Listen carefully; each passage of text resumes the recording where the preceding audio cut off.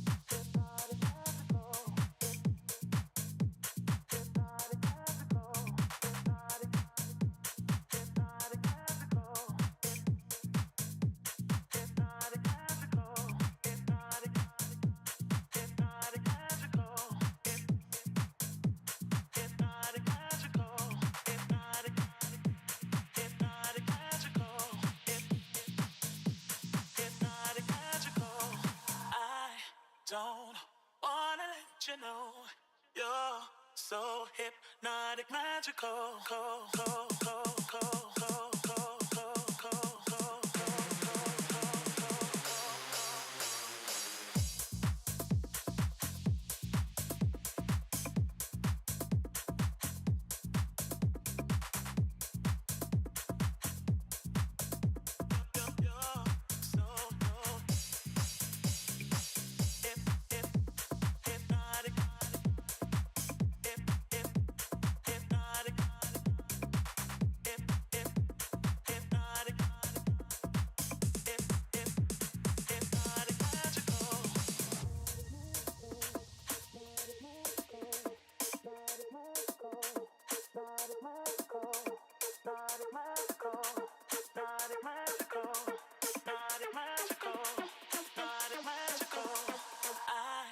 Don't wanna let you know you're so hypnotic, magical.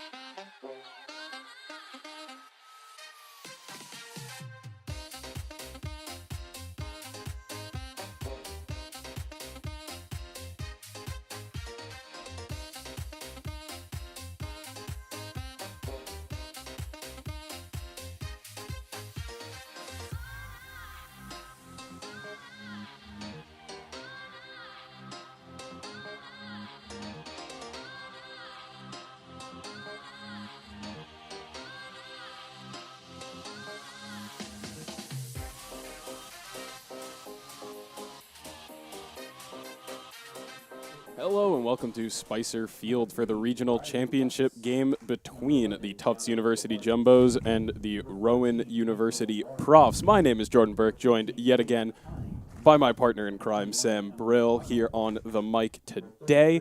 Sam, we have a rematch here. Yesterday's game between the Jumbos and the Profs went the way of the Jumbos, sending the Profs to the lower bracket. They took down Muhlenberg to earn themselves a spot here, meaning that they need to win both games if they would like to progress further in this NCAA tournament, while the Jumbos only need to win one game. Sam, walk me through it. Yeah, Jordan, I mean, this is going to be, of course, again, rematch of that game one that we had yesterday between the Jumbos and the Profs, and it looks like we're going to have the same two pitchers out there as well in DeCoco and Emily August, so we're expecting a pitcher's duel once again, but the Jumbos were able to get to her early yesterday, putting up a 2 spot in the first and a 1 spot in the third before she would eventually put 2 runners on in the fifth that both came around to score. One of those allowed by Thomas, and then Arnold allowing a couple more, another run as well. Jumbo's taking that one 6-1, but it was the excellent hitting from Michelle Edelman, who went 3 for 3 with 4 runs and 2 RBI. That was the highlight for the Jumbos. DeCoco, on the other hand, was able to shut down the Profs. Only went 5 innings, though, and they got to see the number 2 for the Jumbos in Sky Johnson, who gave up 2 hits and struck out 2 batters over 2 frames. Now, Jumbo's entire roster, and of course the Jumbos need to win 1 to take this from the Profs, and the Profs need to take 2 from the Jumbos because of yesterday's game. Both teams, as you said, Sam, running back the exact same lineups that they had against each other in their first matchup. And Sam, you said yesterday Sky Johnson appeared. I know you said some thoughts about it yesterday, where she could have kind of acted as a hidden weapon this time up, where you're facing the team and then you haven't seen her. You had some thoughts on that yesterday, and maybe we'll end up seeing her today, but if things go DeCoco's way like they did yesterday, where she had 4 no-hit innings up against this Profs lineup, 11 of the 12 outs she recorded in her time were from ground outs. Yeah, I didn't love it at the time bringing Johnson in to shut down the Profs, but at this point, now they've seen DeCoco only 2 times through the lineup, and they've seen Johnson 1 time through the lineup, so seeing both of those pitchers only a couple times through could be key here. Of course, the Jumbos were able to get to August early. I believe they saw her 3 times through, now not seeing Lutz, despite her excellent performance yesterday against Muhlenberg. She went 7 innings with 5 hits and 1 earned run. We're going to pause now for the anthem and then get you your starting lineups in a moment. This time we ask you please rise and honor America and those who support our freedom at home and abroad for the playing of our national anthem.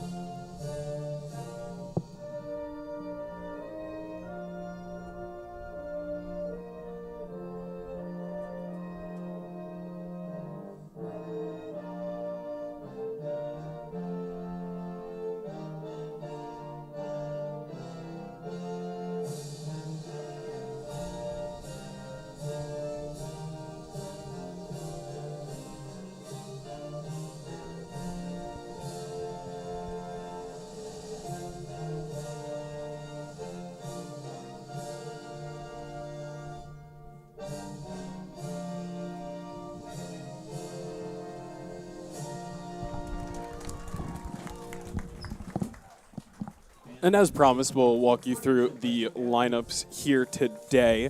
The Jumbos acting as the home team, as they are the representative from the winner's side of the bracket. Defensively, they're sending DeCoco into the circle. Jacobson going to play behind the dish. Russo at first, Moore at second. Steinberg, the shortstop. Murphy at third. Outfield, Yusupolsky out in left field. Edelman in center. And continuing with the lineup they had yesterday, Kayla McCabe, the right fielder. Batters for the Profs, same lineup they've run with this entire tournament. Leadoff hitter Melvin, followed by McNair, Zane, McCaffrey, Haig, Thomas, Bryant, DePasquale, and lastly Shukaitis, with their pitcher Emily August being flexed out. Yeah, Jordan, as you expect from this Profs lineup, the top of the lineup really giving them a lot of production in this tournament. Mackenzie Melvin leading the way, 3 for 10 with 3 runs, an RBI, and a triple.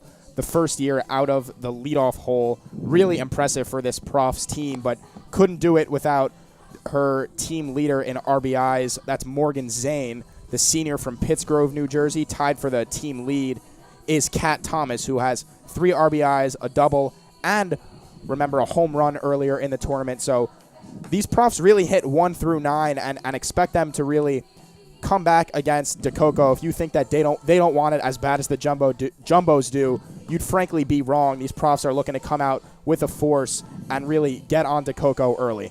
Yeah, they were stymied yesterday against her, as I said earlier. 4 no-hit innings in favor of the Jumbos. 5th inning, Profs recorded their first hit, managed to tack a run on the board, but that was all they had in the tank for that game. Over against Muhlenberg, they seemingly woke up, absolutely turned on the Jets. Seemed like a fire sparked within them when they were facing elimination. 7 of the 9 starters had hits. 4 of those 7 with hits had multi-hit games. The first 6 batters all recorded RBIs. They really had something special in them yesterday, and we'll see if they can carry that into today. Yeah, Jordan, and at this point in the season, both teams have faced an elimination game. The Jumbos faced one in the NESCAC tournament, and the Profs faced one yesterday. In elimination games, the Jumbos are 0-1. They lost to Amherst in the NESCAC final, and the Profs are 1-0 here in this tournament at the very least. So DeCoco starting off strong, getting ahead of hitters as she does. Working the outside edges, we've seen her do throughout her career, but especially in this season and in this tournament, working outside to righties, that time not able to find the strike zone, and the count will even at 1s. Yeah, and yesterday, August was trying to work away from the Jumbo hitters, getting behind the hitters, missing just wide off that edge. That one flared out. Chasing back is Steinberg. It's over her glove, and the Profs have a leadoff base runner.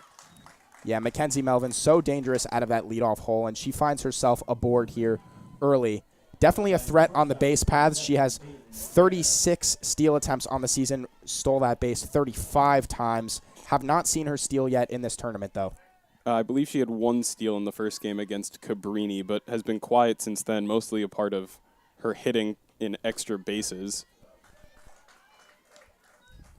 But now that she's on first, possibility for stolen bases entirely plausible.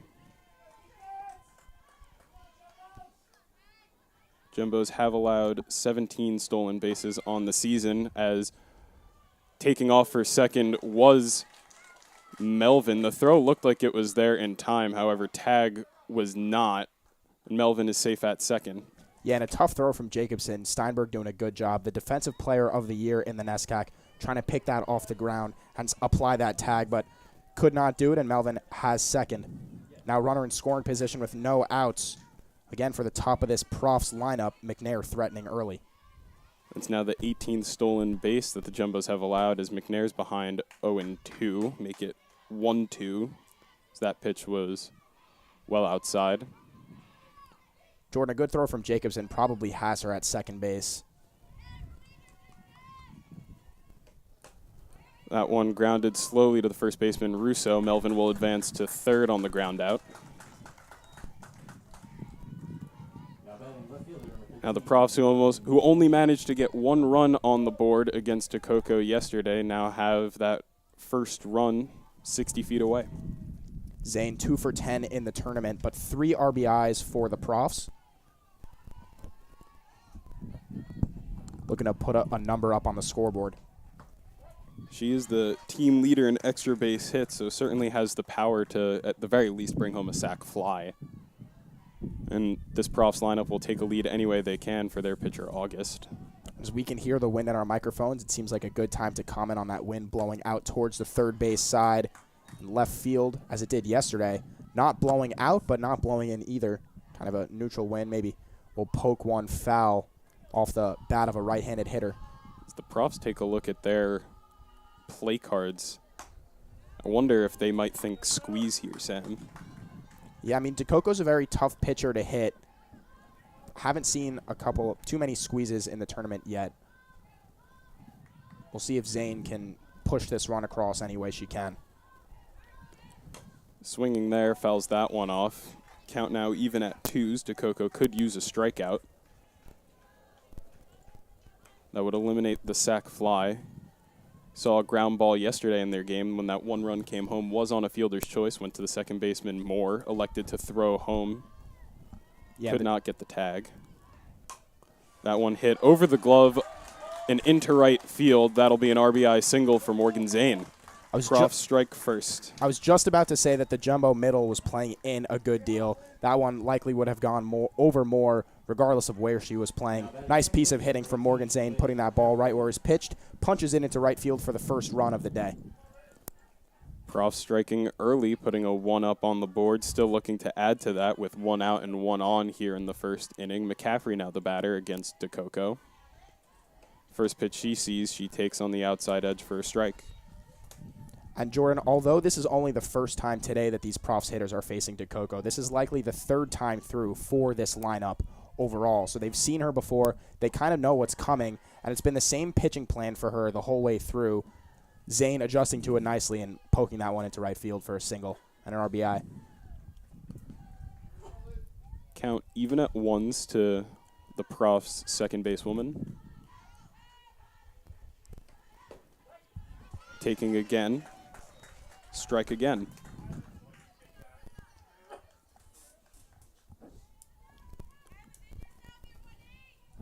Third time now that McCaffrey has taken a pitch, 2 of which have been a strike, 2 of which have been balls. McCaffrey, a .331 hitter on the year, 2 for 9 in this tournament with a double.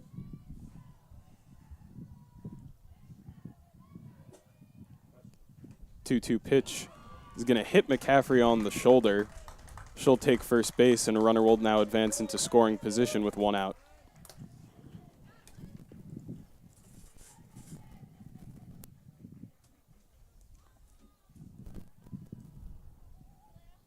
Jacobson and Steinberg going to come into the circle, talk with their pitcher. Try and bring in some composure, let her know that she's got it. There's only 1 on the board, and every chance to just keep it at that 1 and bring your team up at bat, who performed excellently yesterday. The catcher, Haig, now in at bat. She's looking to bring home another one for the Profs.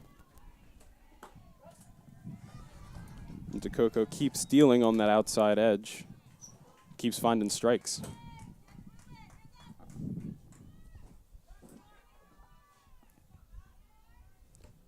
0-1 is slapped foul, and DeCoco's ahead 0-2. It's the first time we've seen DeCoco ahead 0-2 on a hitter. It's good to see her working ahead now. Worked behind to a couple of hitters. We've seen 2 pokes now. So we'll see if she can find her groove. 0-2 pitch, fouled off, out of play. Despite the chasing jumbos, I don't think they had any chance at a play on that one. DeCoco's still working away from all these hitters. We've seen a couple hits over to the right side now. We'll see if Coach Epstein calls something high and tight to get underneath the bat of Haig. The last time DeCoco threw that pitch, he hit a batter. So I think there might be a confidence matter in that pitch coming into play, and that might explain why she's working a lot more outside than usual.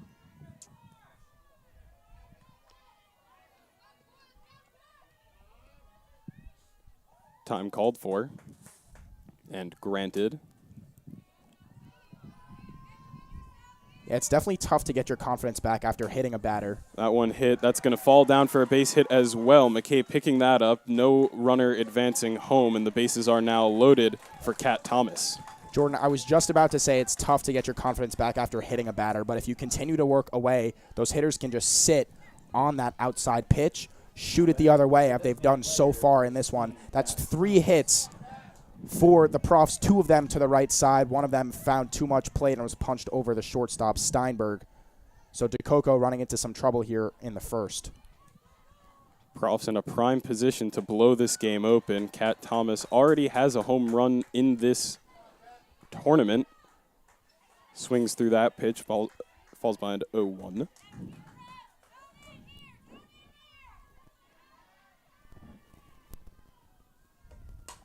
Thomas swings again, makes contact there. I believe it almost went into the Profs dugout. And DeCoco now ahead 0-2.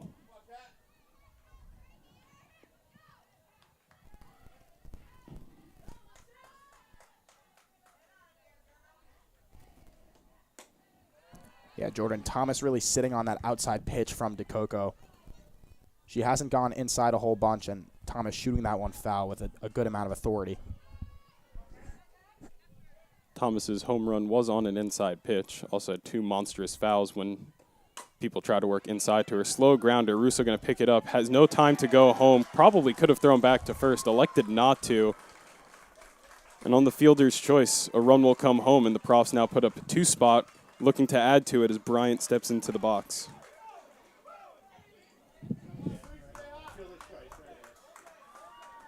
Now batting third base, number 6, Brianna Bryant. Coach Epstein now going to come out to the circle, have a talk with her team.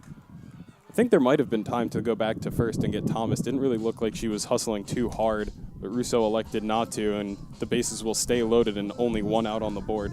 Yeah, Jordan, I mean, a really tough play for Russo. She would have had to turn, spin, and throw that ball on the money right to Rachel Moore at first base. So would have been a pretty tough play for her, and especially with the bases loaded, you don't want to put it into right field to let another runner coming home. I think that's a good play by her, actually, to try to limit the damage. You know, you trust your pitcher, a potential All-American on the pitcher circle for you. You really just need to try to limit the damage and expect her to go after this next one. Lefty on lefty matchup. Bryant, the third baseman, in at bat. DeCoco working outside still. However, to a lefty, outside is inside to righties. So maybe this at-bat here establishing outside on a lefty will help her figure out inside on the righties. And this jumbo infield is already in, down 2, chasing 2 against another potential All-American pitcher in August. They haven't gotten a crack at her yet. Still the first frame here on Spicer. That pitch low for ball 2. Imagine they're creeped in to try and get the out at home on ground balls. Absolutely. You got to be going home at this point. Don't trust your middle a whole bunch, especially shaded so far off second base. Grounded to the shortstop, Steinberg. She'll throw home. Easy out there as Jacobson reels that one in up for the force out.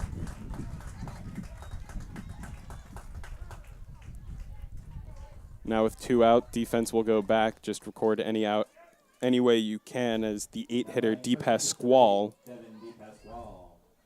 steps in to face DeCoco. Base is still loaded. 2 outs. Good, strong athletic play from Steinberg there. That one groundly on for the Profs. Jumbos need to chase that 2 down throughout the rest of this game, and they will send their 1, 2, and 3 hitters up to start their tenure at bat.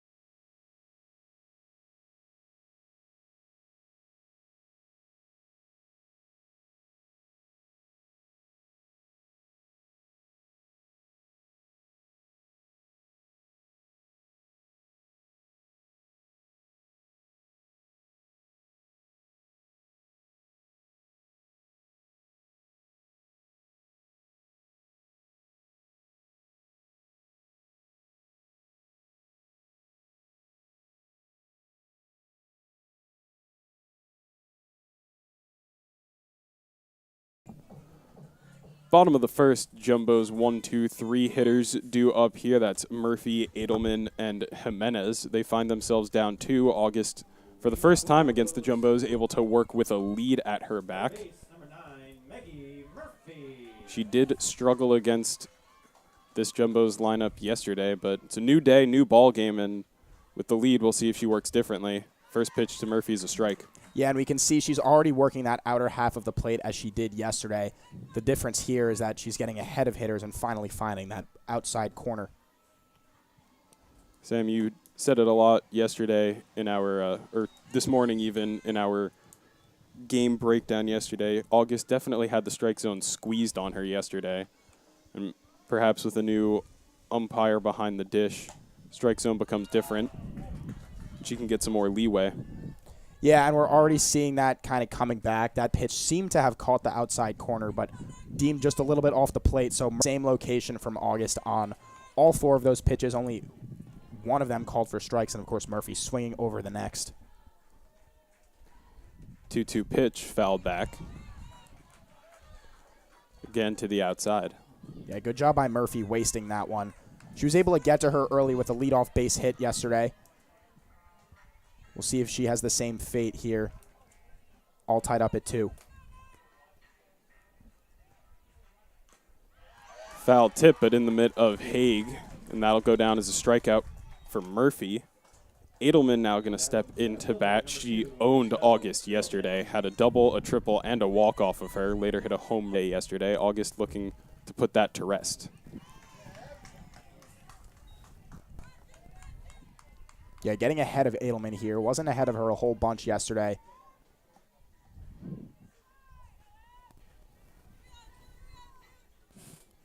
The 0-1, well outside for a ball. Yeah, really good eye there from Edelman. We've seen... Continuing to deal outside. I don't think we've seen any pitch anywhere other than the outside corner. Yeah, Jordan, and McCaffrey shifted over towards first base near second, so trying to take away that right side. Going back outside again for ball 3. Wonder if 3-1, maybe you change it up, don't throw outside. We'll see the pitch. Nope. Back outside goes August. Issues ball 4. 4 consecutive balls there. Gives Edelman a walk. She's now on the bases. Only 1 walk against the Jumbos yesterday. Edelman, the recipient of that walk from August. Edelman, a little bit of a threat on the base paths for the Jumbos. Nearing the 20 steal mark on the season. Jimenez takes a hack at the first pitch she sees, fouls it back. Yeah, and we like the aggression from Bella Jimenez here, trying to jump on that pitch. Could be the best one that she gets. August working really well away, dotting that outside corner.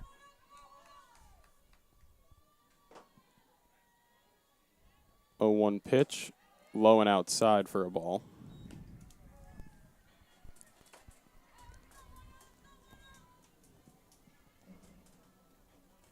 Jimenez 3 for 7 with a run and an RBI in the tournament, a .351 hitter on the year.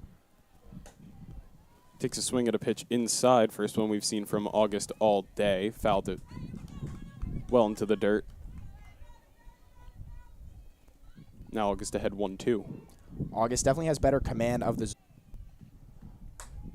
That pitch outside, Jimenez makes contact and fouls it out of play.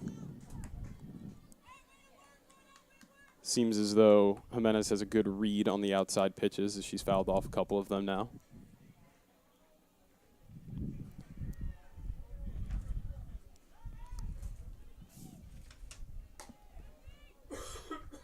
That pitch outside for a ball. Haig stepping up, thinking about throwing back to first, but just the stare alone enough to send Edelman back to the bag. Yeah, great job by Jimenez to lay off that high and outside pitch. Count now even at 2s. Pitch to Jimenez. Inside, turned on and ripped, foul. But very well hit. Perhaps going to scare August away from another inside pitch, force her to go back outside. Yeah, and that high and in off-speed pitch, Jimenez was able to get her bat head around. 2 of the inning. Throwback from deep past Squall as Edelman was standing off of second base, but not too far off that it was hard for her to just take a step over and return safely. So the ground out from Jimenez will advance Edelman and put a runner in scoring position for Josie Steinberg. Steinberg 1 for 6 in the tournament. A run batted in for her.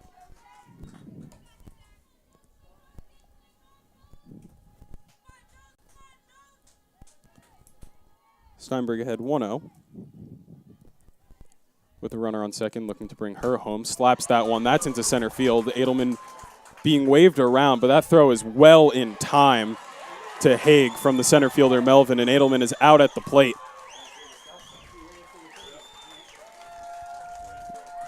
Very aggressive base running there from Edelman. Might have received a stop sign from her coach, yet decided to run through anyway, and she was tagged out with ease at the plate from Haig. Jumbo still down 2 as we head into the second.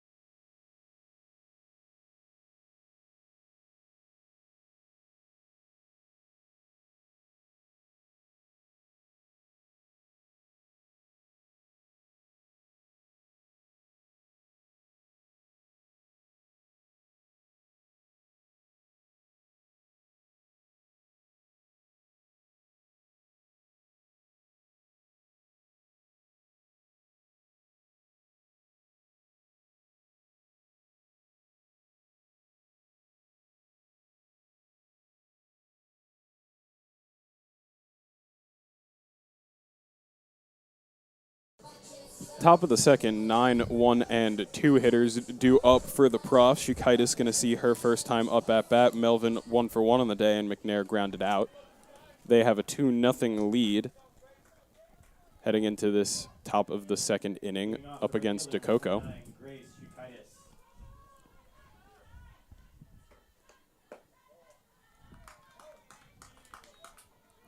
Shukaitis, the sophomore from Clifton, New Jersey. Still hitless in this regional. 1 run batted in, though.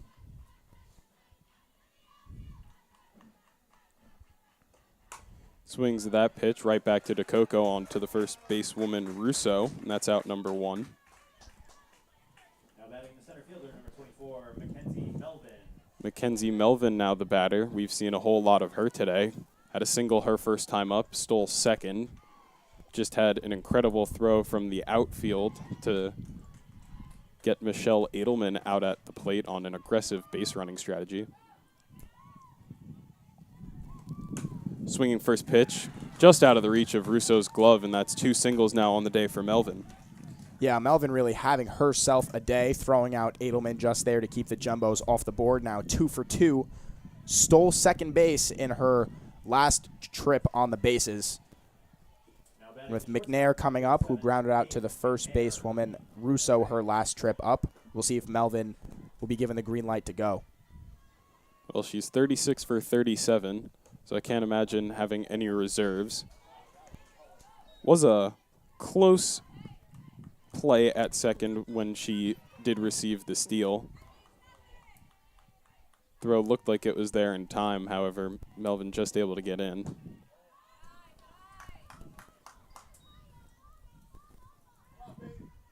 McNair's ground out, Wallen out, was still productive, managed to advance the runner to third. So productivity has been the name of the game for the Profs here today. As that pitch is hit well into center field, Edelman settling in underneath it. She has that one for out number 2.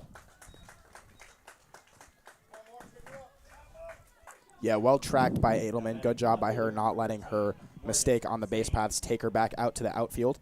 Camping underneath that, and 2 outs for the Jumbos, and DeCoco looking to fire a clean inning here and put her Jumbos back up at the plate. Well, not quite clean. There is still the base hit, but at least the 0 up on the board.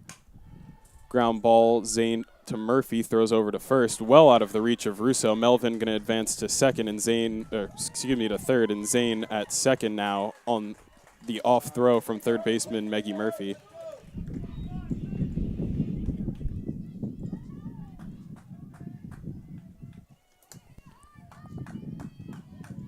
Yeah, Murphy hesitated and looked to second base, but with the speedy Melvin on the bases, had no play there, throwing it by Russo. And DeCoco now looking to get out of trouble. McCaffrey the batter now, hit by a pitch her last time up. Looking to throw some more runs on the board for the Profs with 2 in scoring position. She's behind 0-1. Well received by Jacobson, steals that strike. DeCoco now ahead 0-1. That pitch hit, foul. And DeCoco's ahead 0-2. The Profs coming out early swinging against DeCoco. You know, really putting good metal on the ball. And Jumbo fielding has not helped DeCoco out very much. Saw a failed fielder's choice and an error just there. Check swing didn't go around, so that'll be ball 1. McCaffrey hit on a 1-2 count her last trip up.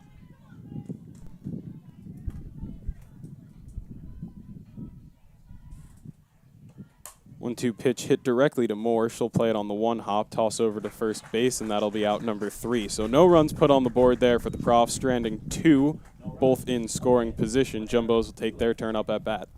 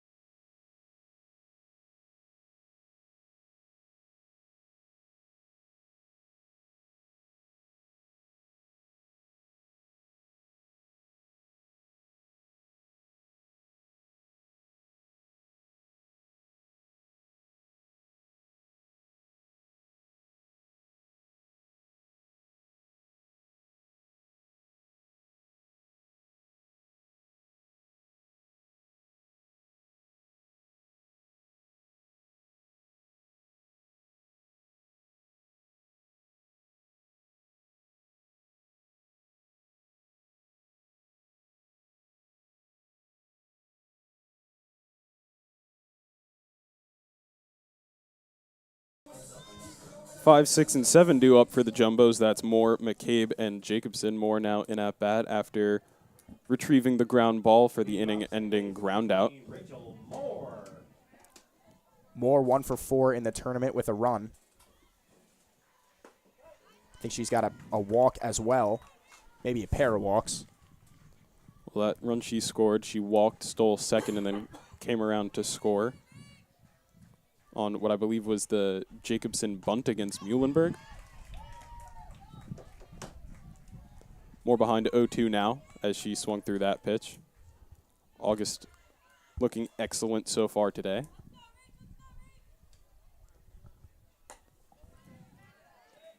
Not quite able to find the zone there. 1-2 now to Moore.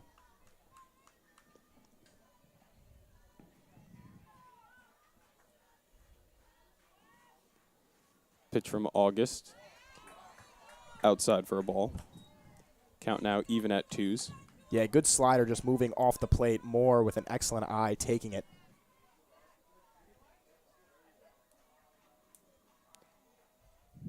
Two-two pitch hit. That'll be down for a base hit. Chasing back to the wall. Maybe Moore's turning for extra. She will. Going to second, stand up, double leadoff for Rachel Moore. Yeah, Jordan, it's really interesting now because that base running blunder by Edelman just looks a little bit worse now that Moore slaps that double. You have Steinberg on first base, who has a pretty good amount of speed.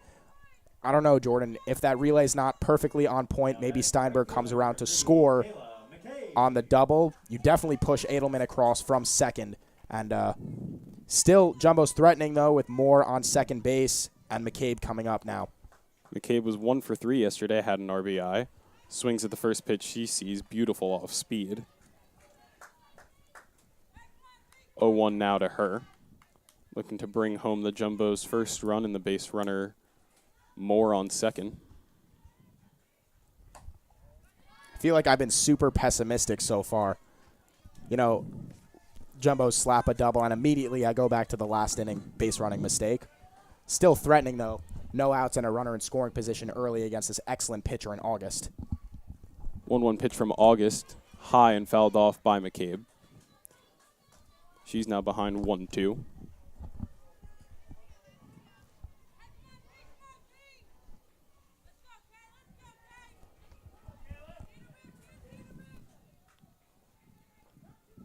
One-two pitch from August.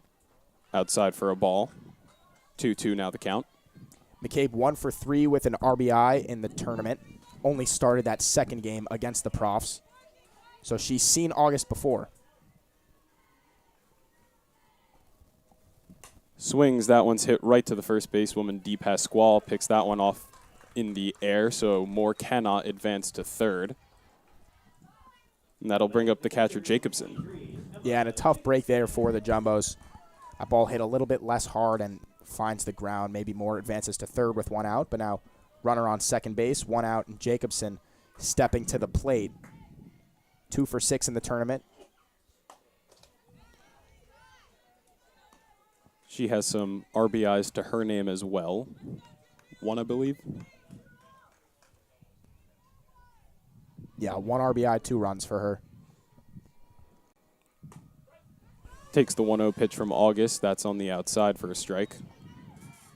Jacobson, a .292 hitter on the year in 25 games played.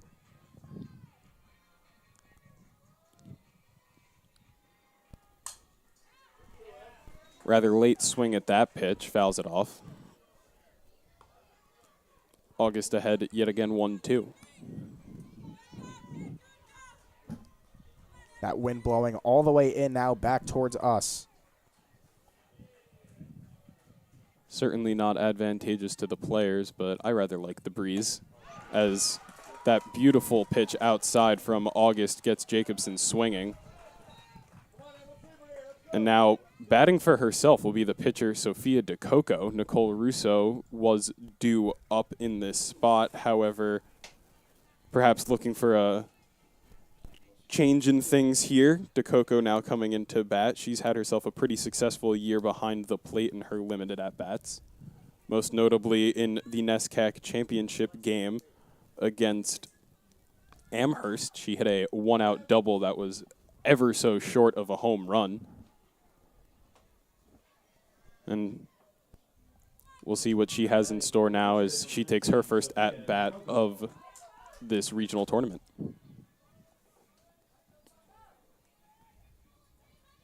DeCoco, 300 hitter in limited appearances. Swings through the first pitch that she sees. 0-1 now. Interesting that with a lefty up center fielder, Melvin is shaded towards left field as DeCoco fouls back that pitch. Behind 0-2. Yeah, behind 0-2, but definitely taking good hacks. She was right on that one, fouled straight back. Just needs to get on top of it, drive it back right up the middle. August looking to strand the runner Moore on second. Her pitch to DeCoco, hit.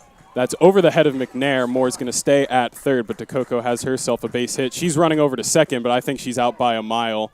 Tried to turn there as the third basewoman, Bryant, had no idea that DeCoco was running. Not enough speed to pull in at second, and the Jumbos strand a pair.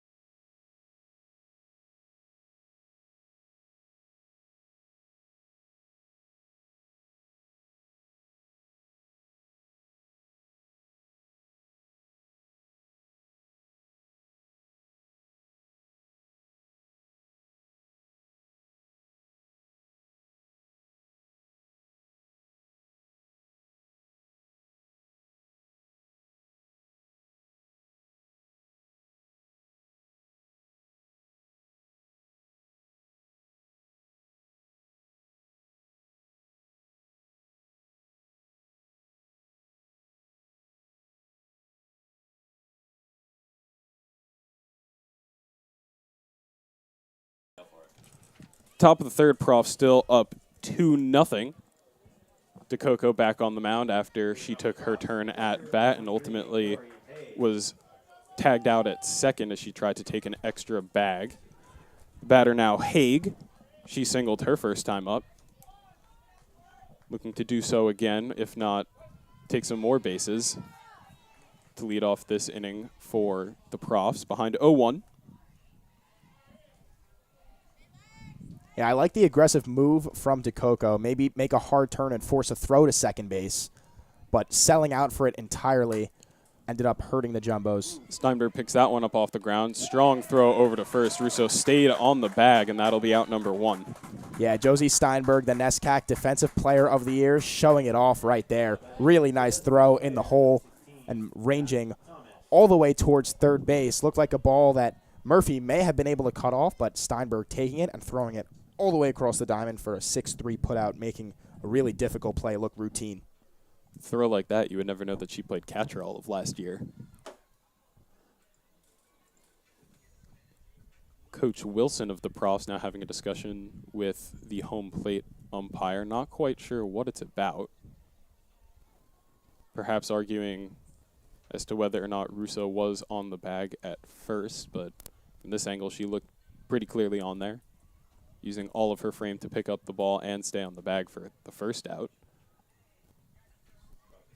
Yeah, and Jordan, really interesting here as Coach Wilson is chatting with the umpires. The Jumbos are staying loose. It's really easy to get tight down 2, especially in a game where you're on the brink of a regional championship, trying to force Rowan out of it. Already down 2 here early, and the Jumbos, who were loose before, seem to be, or who looked a little bit tight in that previous inning, looking a little bit to play hero ball on the Edelman trying to score and DeCoco stretching at second base, but Steinberg trying to keep her team loose. Definitely one of the qualities of a leader here. Running out from the Jumbos dugout, that was Callie Lawrence bringing what I think is a headband out to the pitcher in DeCoco as the umpires are having a discussion as to I don't know what.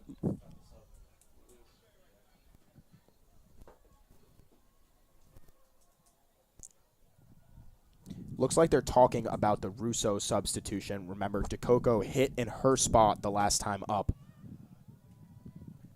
Now Russo back in the game at first. Could be something about the lineup card, whether or not Russo was listed at first base or as the designated player. So Coach Wilson chatting this over with the umpires, seeing if DeCoco is going to be able to remain in the game in the pitcher circle or if Russo is going to be able to remain in the game at first base. Regardless, we'll have a ruling for you soon. Umpires are going to chat this one over and make a decision. Looks like they're going to go and talk to Coach Epstein now. If the question is about Russo as the designated player versus the first baseman, Sam, we know when we receive the lineups and we make our scorecards that she is typically listed as the designated player and Bella Jimenez listed as the first basewoman, in the same way that the Profs have Kat Thomas listed as first base and Dee Pasquale listed as the designated player. Both teams throughout this tournament have made that switch, informed us that they will be making the switch. Question just becomes whether or not that was informed to the home plate officials.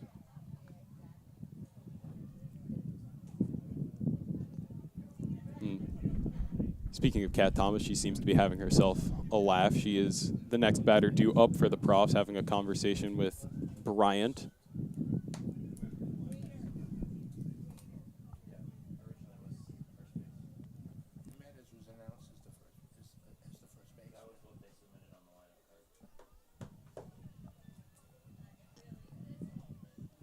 Hopefully we have this figured out shortly. Long pause certainly will favor the batter, I imagine. Yeah, I mean, DeCoco's staying loose. She's got her whole team around her near that pitcher circle, so maybe recharging her batteries a little bit. Remember that last inning ended on her stretching, but showing no signs of fatigue. Getting Haig the 6-3 putout. So Jumbo's having a laugh over there right behind the pitcher circle. Rowan trying to stay loose. Kat Thomas will be the next batter, followed by Bryant with one out here in the top of the third. If you're just joining us, A little bit of first inning noise from the Profs. Melvin came around to score after a base hit, driven in by Zane. Melvin stole second as well. Zane picked up an RBI. She would also come around to score on a base hit from Kat Thomas. Or excuse me, fielder's choice from Kat Thomas. Corey Haig adding a base hit. Another base hit in the second from Mackenzie Melvin. That should account for all 4 of the hits from the Profs.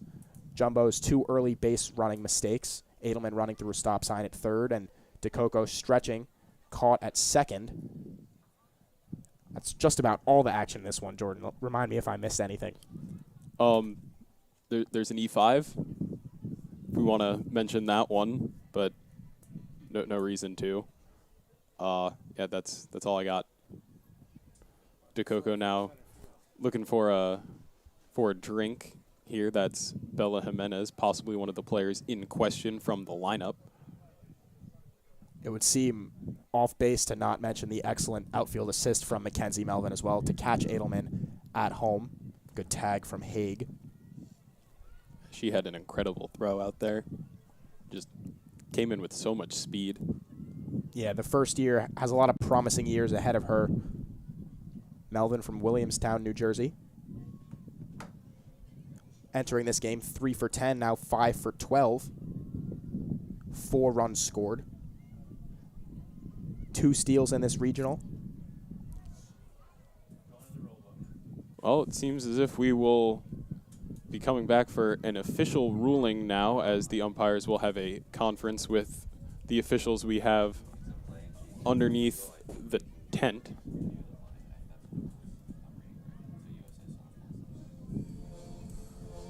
Well, I'm now reading up some of my illegal defensive players' knowledge, courtesy of the lovely thing we call Google.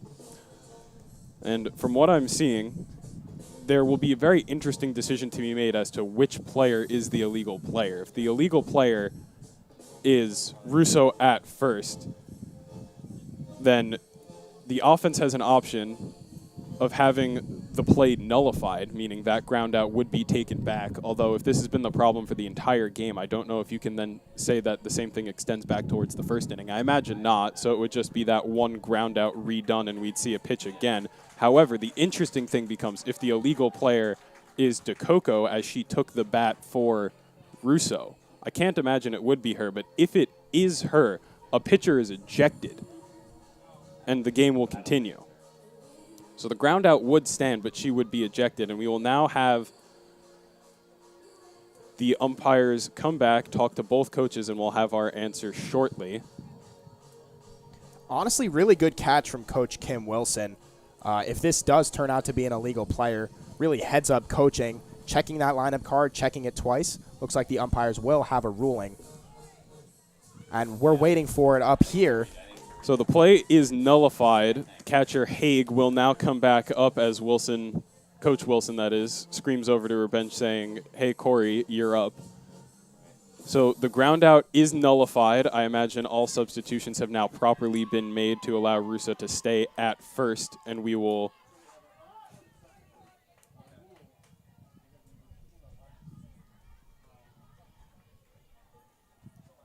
We're trying to listen in and hear what the officials have to say.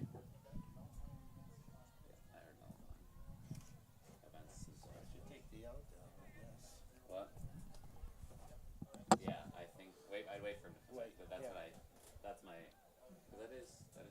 And Director Scott Blatt is in our ear. Good on him to find us the rule book so we can get you the ruling.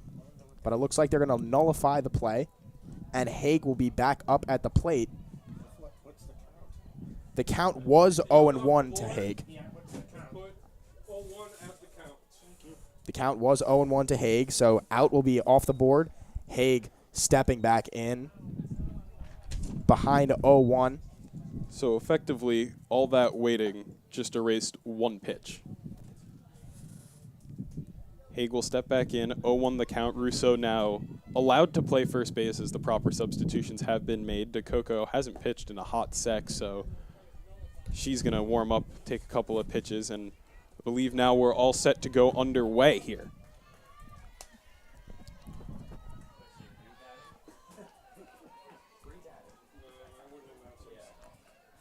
So the 0-1 to Haig, again, after a long pause, is fouled off, and she's now behind 0-2. So I think that when Russo comes back into the game, she has to let the umpire know, hey, I'm back at first now, and some disconnect or missing piece of information between Russo and the umpires, or Coach Epstein not letting Russo know that she had to tell the umpires, or Coach Epstein herself not telling the umpires, gives Haig a second life, 1-2 count to her. Well, we saw yesterday that off of 4 errors caused by the Mules, the Profs took advantage. We'll see if now with second life they can do the same. Moore cutting over, bobbles that one, throw over to first, will get Haig. So ultimately same result happens, just 2 pitches later. And a different assist. That time Rachel Moore, really good job to stay with that on her backhand. And now it'll be Kat Thomas back up. Had an RBI in her first trip to the plate on the fielder's choice. She had a small, soft ground ball that went up the first baseline. Russo picked it up, had no chance at the plate, possibly a chance at first, but did the smart thing, as you said, Sam, to not throw it over there and risk another run coming home on an off throw. That's right, and we saw Russo had a hurt shoulder on a swing earlier, so could still be feeling that. May have informed her decision not to throw, but again, you want to limit the damage, and deciding not to throw back to first, no out recorded on that play. Thomas behind 0-2 as she fouls off that pitch from DeCoco. And a really excellent job by DeCoco coming out of that long delay and already coming back and attacking these hitters. She's been ahead of both of them, has Kat Thomas now down 0-2.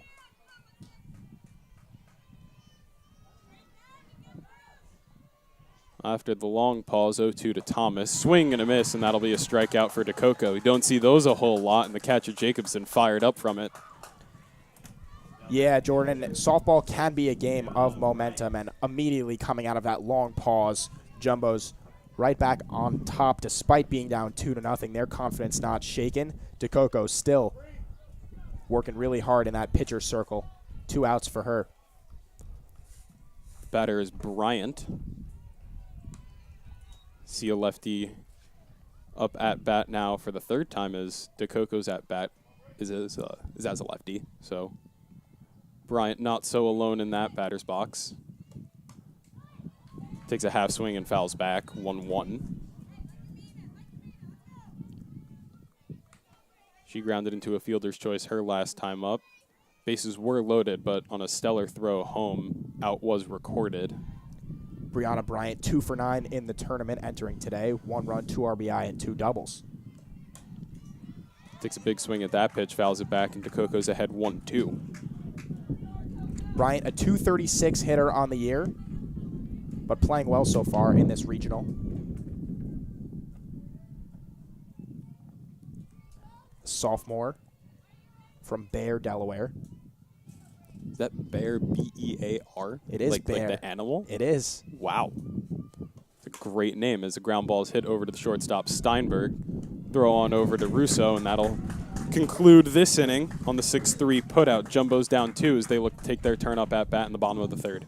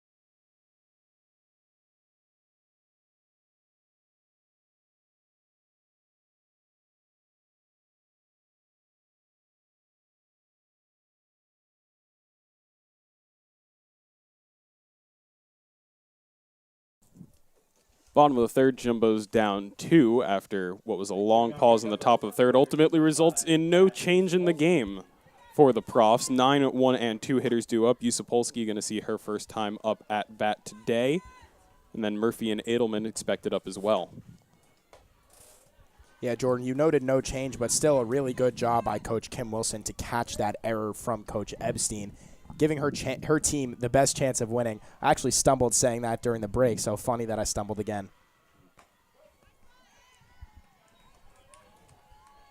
Now, Sam, is there a way to denote error on a coach? Do you throw it up on the scoreboard? Is there like a EC that you can do? I feel bad for our official scorer over there having a tough time, negating that play, putting that in the live stats. Seems somewhat inexplicable, but nonetheless, we're going here in the bottom of the third. Yusupolsky behind 1-2. Looking to get something started for the Jumbos, but will not take any chance at that on a pitch that almost entirely missed the left-hander's batter's box. Yusupolsky 1 for 5 entering this game with 2 RBIs in the regional. 2-2 pitch swung, grounded to August, deflects it with her glove. And on the scoop, not able to pick it up is Deepas Squall. So deflection from August, off throw. And Yusupolsky is now safe at first after what is being ruled an E1. Yeah, definitely the right call there. August had a tough play going to her left, but in her glove, she's got to turn and spin, throw to first. Yeah, tough play, but probably should have had that. That ball's in her glove, and if she doesn't get any leather on it, maybe we're looking at a 6-3 put out instead. Murphy, the batter now, looking to lay down a bunt. That one will go behind and foul. Haig picking that up barehanded. However, out of play, so nothing to be done there. I like the call from Murphy. Definitely a smart bunt. Put the pressure on the defense to make a play. Coach Epstein talking it over now with Maggie Murphy. Maybe didn't get the bunt sign. Maggie Murphy on the series, 1 for 6 with a run.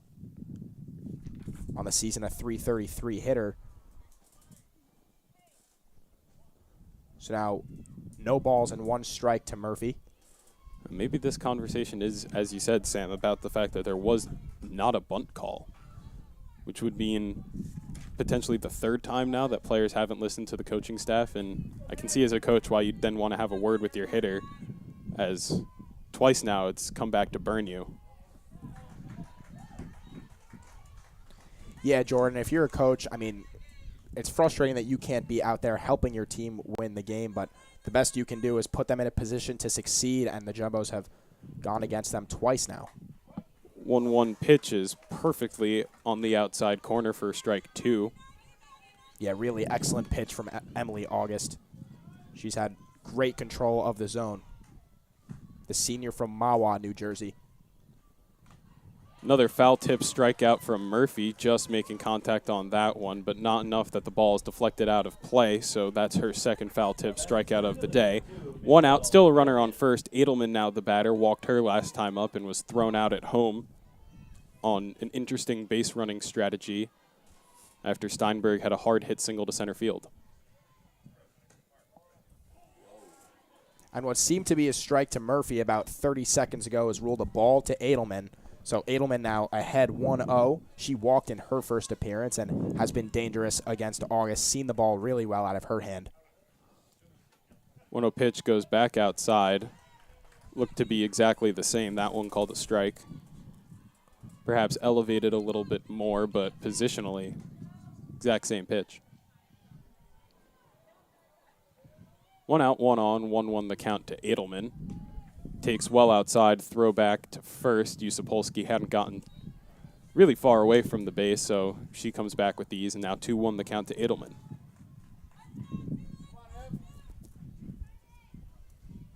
Pretty normal defensive alignment here. Maybe center fielder shade a little left. Taking again is Edelman.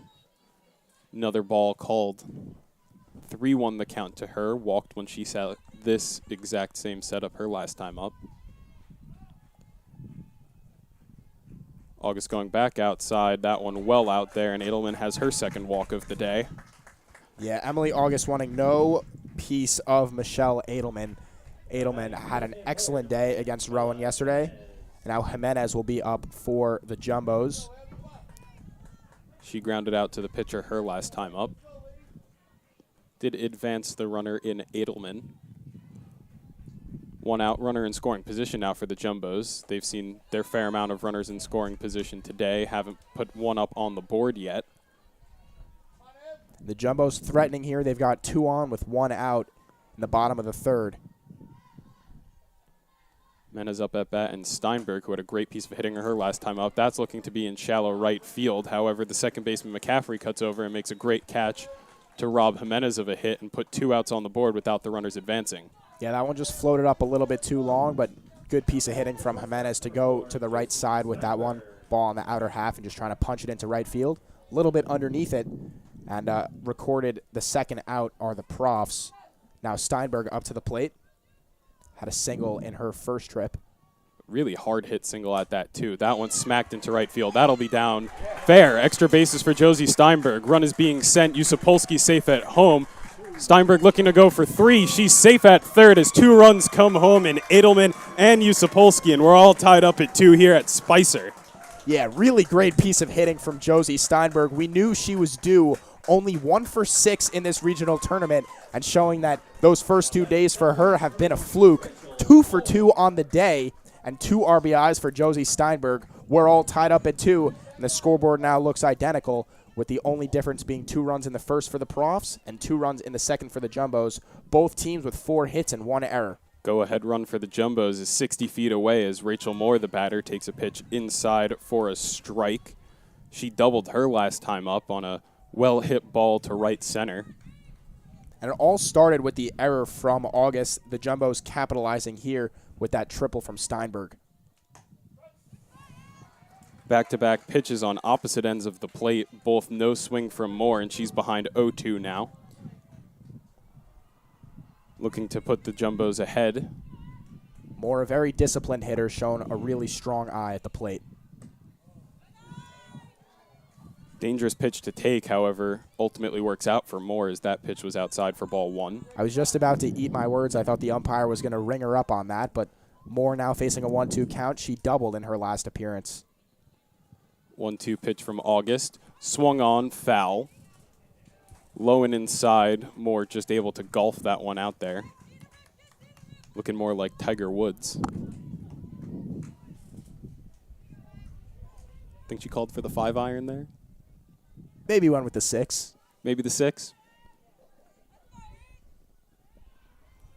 1-2 again from August, well outside for ball 2. Exact same situation that Moore had herself in her last time up. Fell behind to 0-2, even the count at 2s, and then ripped a double into right center.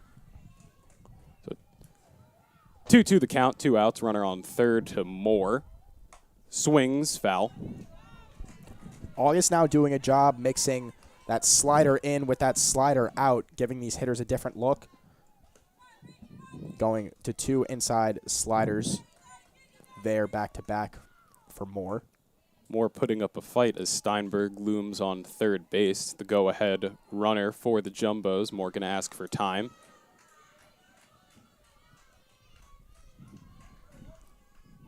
Rachel Moore, 295 hitter on the season.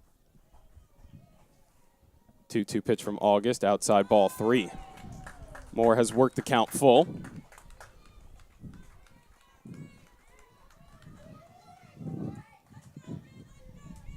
From New Hampshire.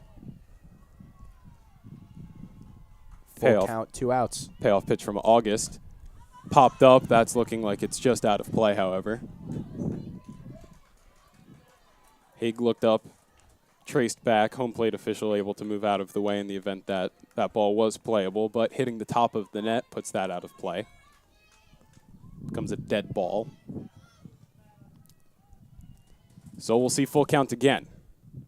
Swing, that one's going to fall. No, it's not. Shukaitis coming in, falling down to her knees and able to catch that one to save another run for coming home for the Jumbos. They do manage to throw 2 on the board from a triple from Josie Steinberg, but she's stranded on third from the play out in right from Shukaitis. All even at 2s as we head into the 4th.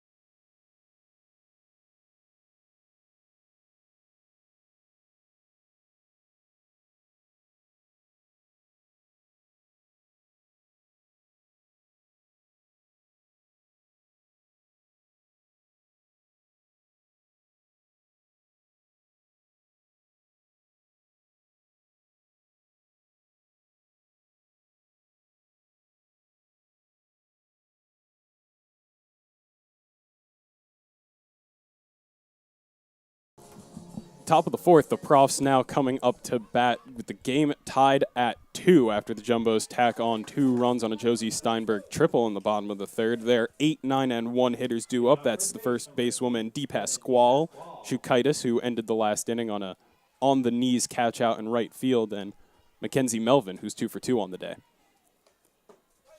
DePasquale takes the first pitch strike. Yeah, DeCoco right back out there and dealing once again. Only blemish came in that first. See the exact same stat line up on the board. 2 runs, 4 hits, 1 error for each team. Time asked for, I believe, by the shortstop Steinberg.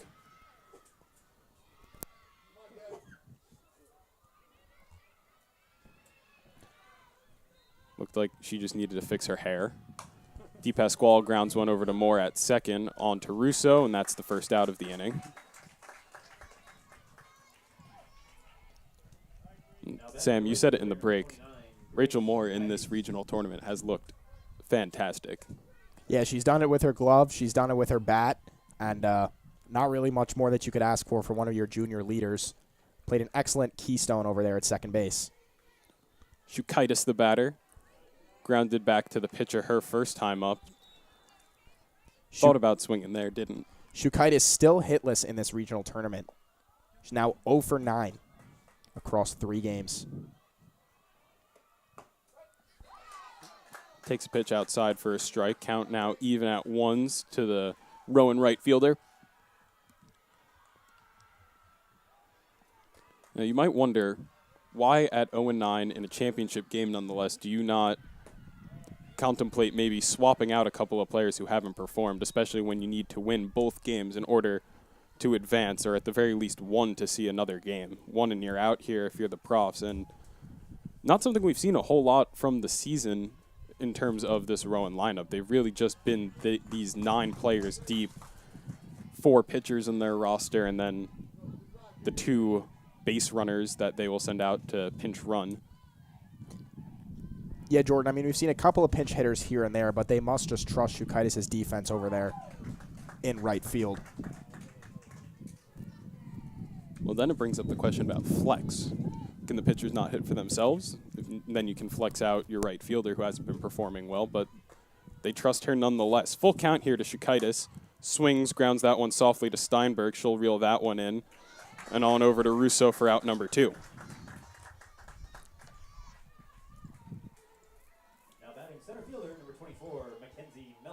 Mackenzie Melvin, the batter now, 2 for 2 on the day, 2 base hits, has a stolen base. Came around to score her first time up, stranded at third in her last appearance in the second. Yeah, Melvin has been really dangerous facing DeCoco. She must be seeing that ball out of her hand really well. Has had a hot tournament so far. Grounded up the middle. Steinberg able to pick that one up, and the throw is in time to beat the speedy Melvin. NESCAC Defensive Player of the Year, showing why she earned that honors, as she was responsible for 2 assists here in the top of the 4th. So stays at 2 the score as the Jumbos now come up to bat, looking to pick up where they left off and put some more runs on the board.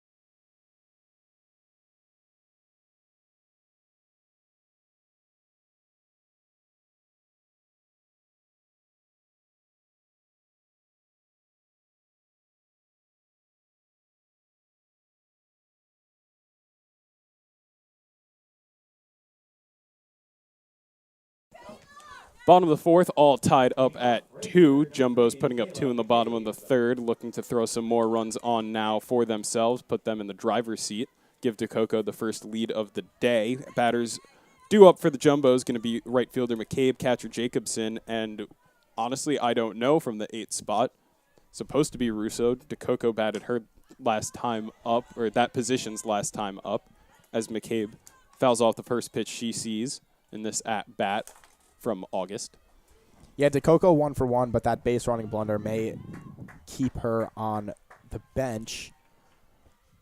McCabe popped out to first base her last trip up.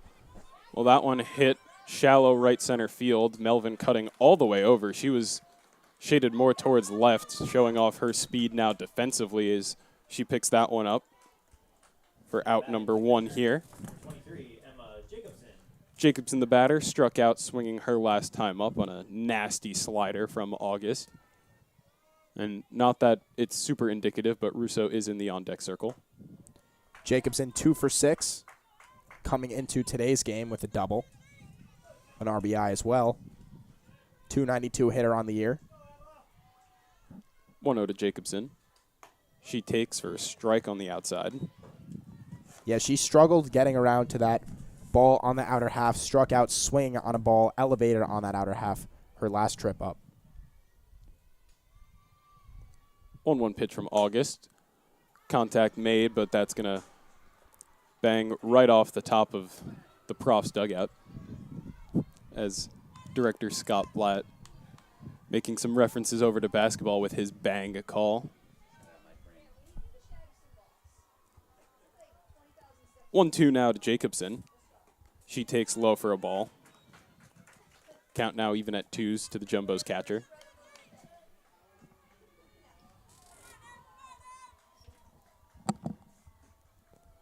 Pitch from August is outside, tries to get Jacobson swinging at the same pitch that she got her on first time, and now the count is full with 1 out and no one on here in the bottom of the 4th.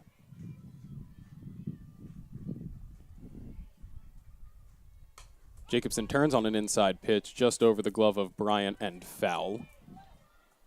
Yeah, it looked like that ball got in on her hands a little bit, and the wind now blowing in and towards third base, almost directly towards third base. If you're looking out at it, you'd see just the flag flapping in the wind. 3-2 is grounded towards the second baseman McCaffrey. She fields it on 2 bounces over to D-pass Squall for out number 2. That'll send up Nicole Russo now for her first turn at bat. As we said previously, last time this position was due up, DeCoco batted, had a base hit, and then on a base running error ended the inning.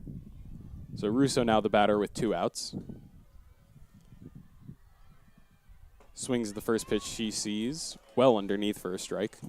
Yeah, really good pitch there from August, starting that ball on the inner half, moved over the middle of the plate, but Russo unable to connect. 0-1 now to Russo. Going inside is August, fouled back. 0-2 now the count on her.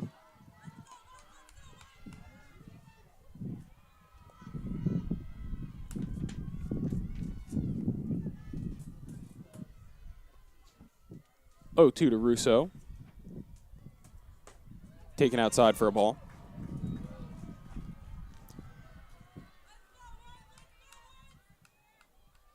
Now 1-2 the count on her. 2 outs. Yusupolsky in the on-deck circle. Swung. That's hit into shallow right field, but the second baseman McCaffrey able to chase that one down for out number 3. First 1-2-3 inning of the day for Emily August. Still tied at 2 here at Spicer. Top of the 5th coming up soon.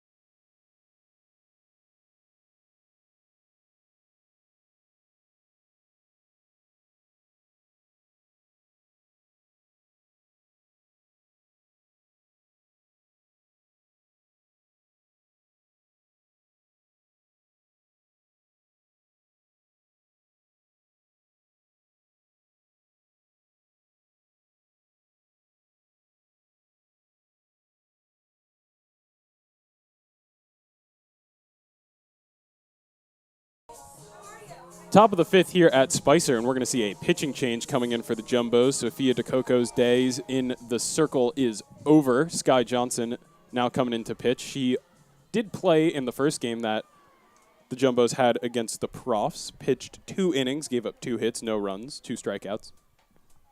Yeah, Jordan, and it's interesting here.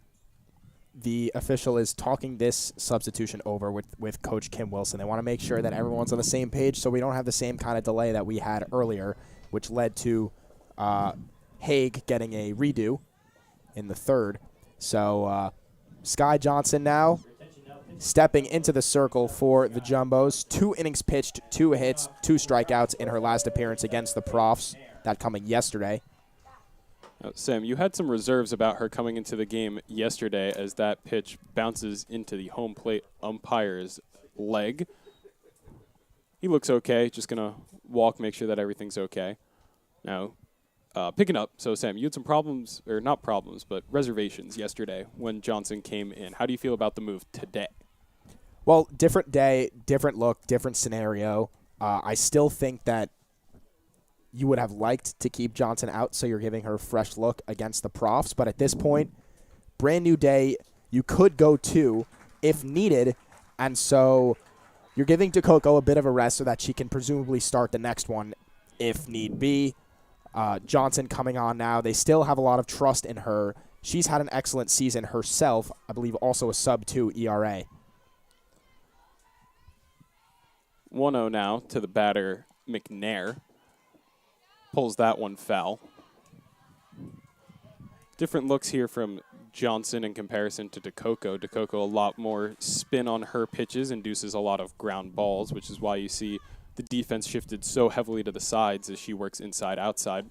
Johnson a lot more of a velocity off-speed versus fastball high-low in the zone type of pitcher.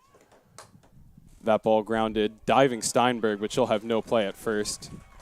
So McNair infield single for her, and that's how Johnson's start will begin with a hit. And now Morgan Zane coming up at bat. She's reached both of her times up, once on a single that brought in a run RBI for her. She later came around to score, and then once on an E5.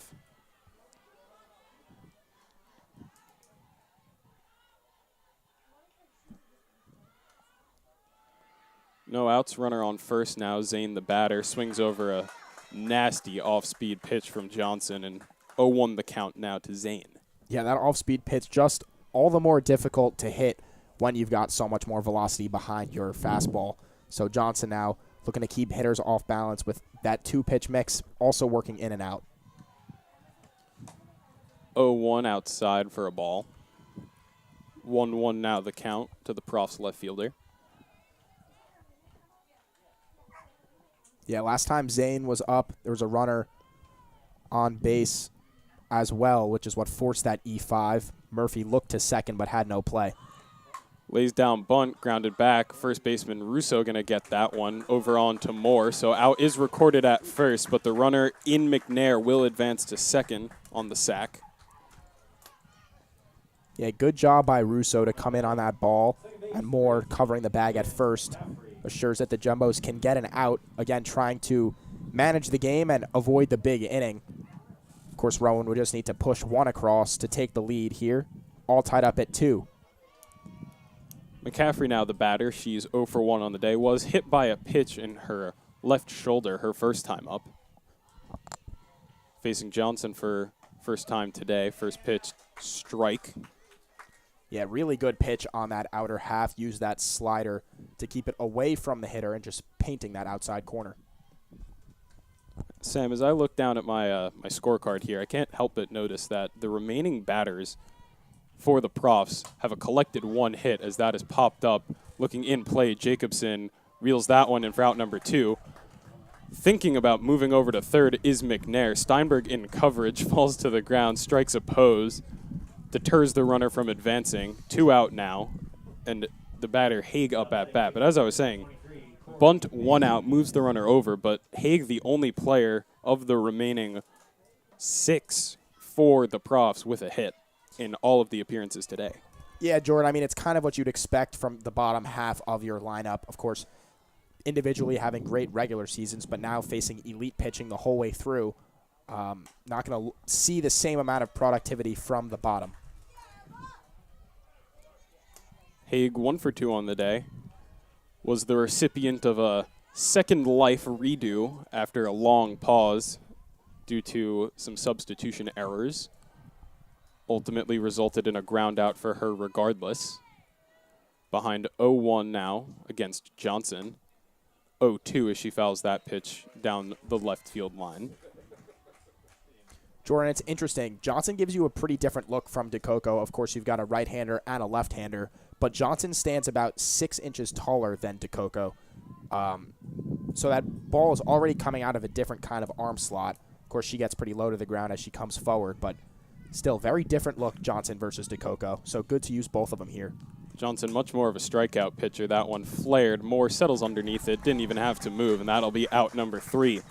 Stranding a runner on second are the Jumbos, keeping this game tied at 2 as they will take their turn up at bat in the bottom of the 5th.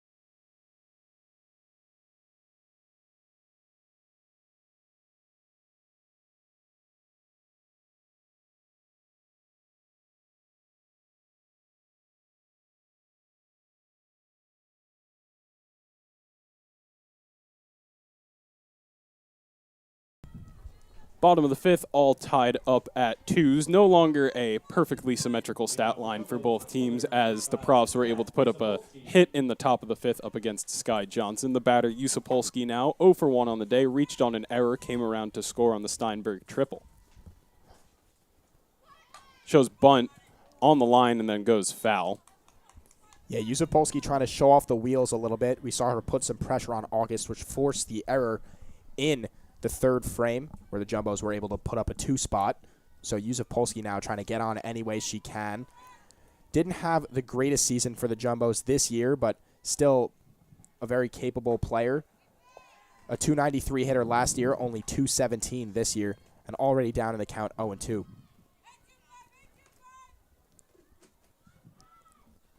August ahead on the first woman she'll face in this inning, 0-2. Her pitch, fouled back from Yusupolsky.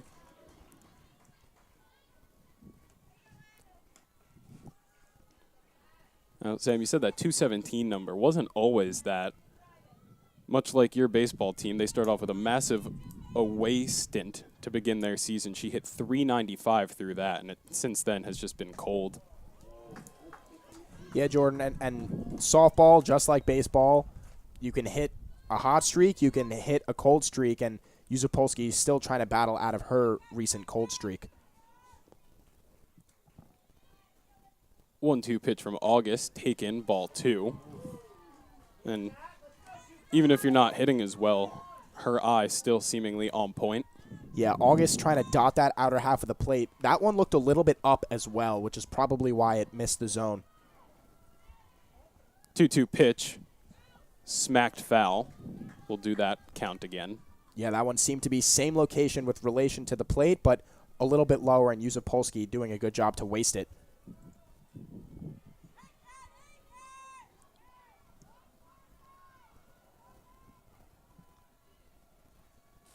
Pitch from August, foul back. Yusupolsky putting up a fight here to lead off the 5th. Another fine job by her fouling that one back. Her hands are just so quick through the zone, and her bat just whips through really nicely. She was very clearly on that one, but just underneath it, fouls it back.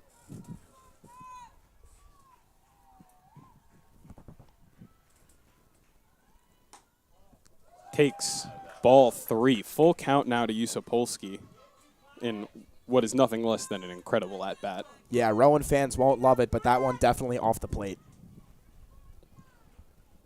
Well, after a head 0-2, Yusupolsky fights back to bring the count full. Payoff pitch from August is smacked well foul.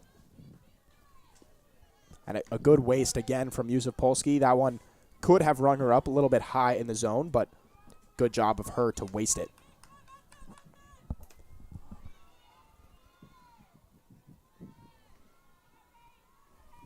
Pitch from August. Swung on. That one hit to left field. Zane creeping in, able to grab that one. Retire Yusupolsky. Now batting third base, number 9, Maggie Murphy. Third basewoman Murphy now coming in at bat. She has 2 strikeouts, both on foul tips, looking to turn her luck around as she faces August for the 3rd time in an even game.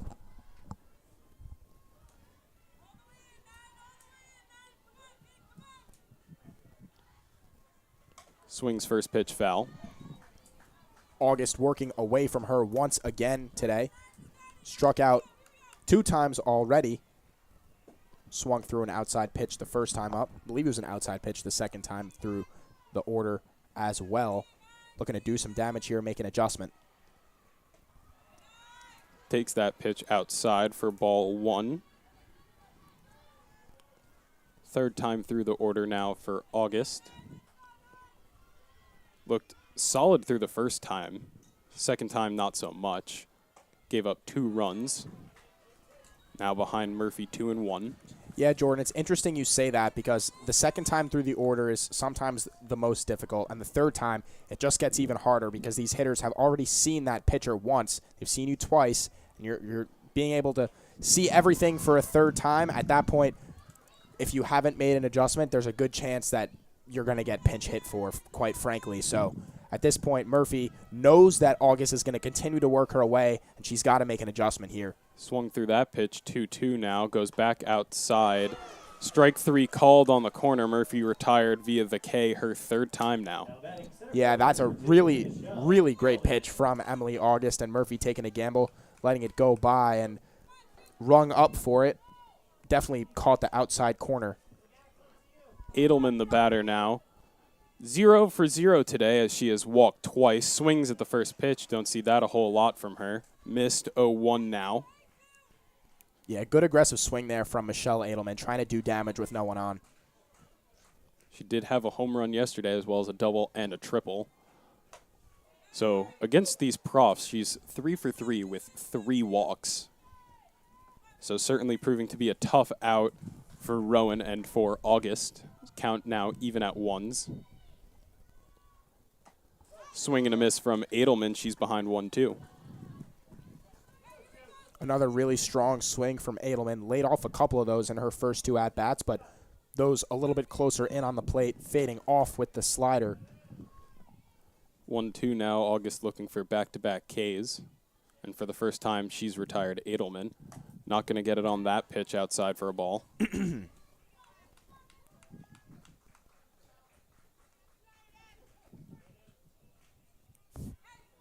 Count now even at 2s.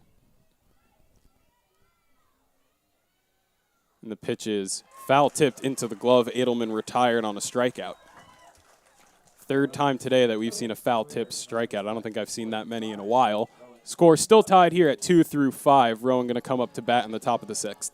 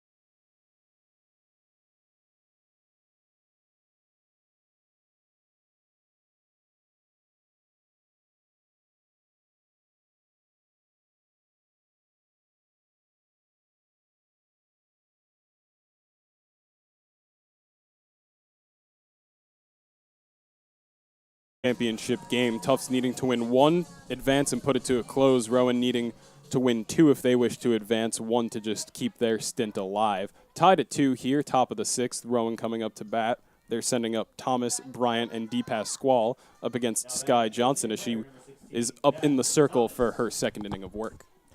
Taking a look now at the bracket to see what the implications of this game are. The winner of this regional is going on to play the winner of the regional that has gone to the final. It's Arcadia and WPI. Arcadia has 1 loss, so needs to beat WPI twice, but the winner of this bracket will go on to play the winner of that one next weekend. Best of 3 series. Best of 3 series sends you to another double elimination tournament, which sends you to another best of 3 series. With that last best of 3 series being the championship game. First 2 pitches from Johnson were good for balls, so Thomas ahead 2-0 in the count. She's 0 for 2 today. Fielder's choice brought home an RBI her first time up and struck out her last time. Now ahead 3-0 on Johnson, who's seeming to struggle to find the strike zone early on in this 6th inning.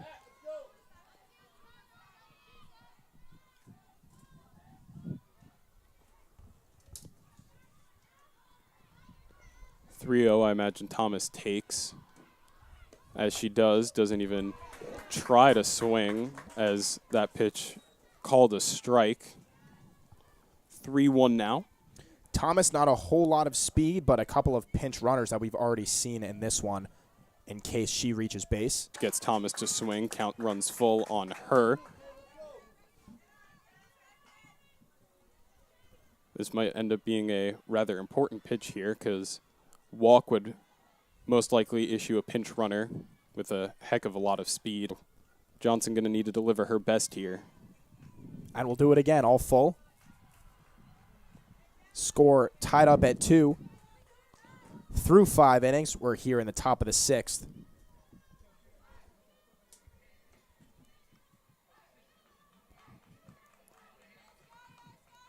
Pitch from Johnson, looking outside. Swung on, grounded to Steinberg. Throw over. Will nab Thomas down at first. Really just a devastating change of speed there from Sky Johnson. We saw her go fast, fast, fast, then looping that slider. Nasty and slow on the inner half of the plate. Caught Thomas well out in front, and she'll roll it over to Steinberg, who gets the put out over to Russo. The batter now, Bryant. Lefty facing a righty for her first time today. Swing and a miss at the first pitch she sees from Johnson, which just seemed to cut back over the plate for a strike.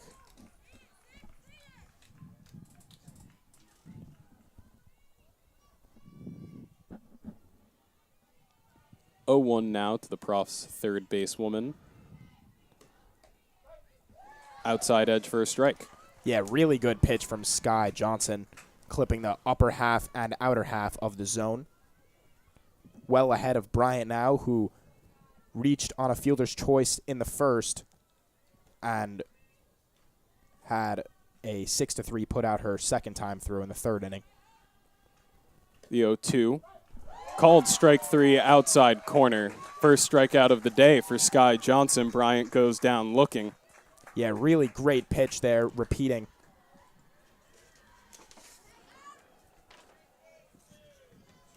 And with 2 outs and an even game at 2, the Profs looking to change some things up here. Subbing out Deepas Squall, we're going to see a pinch hitter in Caitlin Riggs.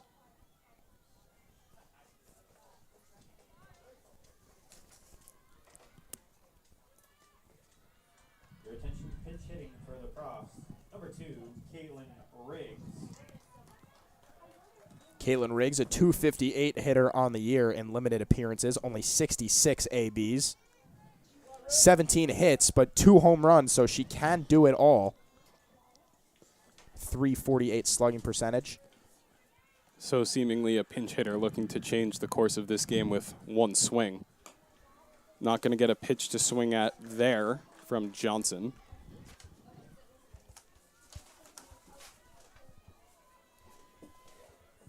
(1-0) the count now. It's going to be really important for Johnson to continue to live on the corners of the plate. Don't give her anything to hit as she does just there, looking on the inner half. 1-1 count now to Riggs.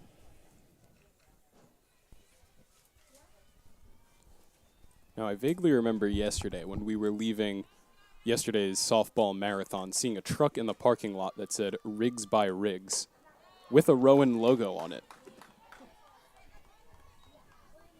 So, while this may be our first time seeing her, certainly have seen some of her family's work at least. Riggs by Riggs. 2-1 the count now to the pinch hitter. Johnson looking to get back in this one. Her pitch low, fouled off, and now we're even at 2s.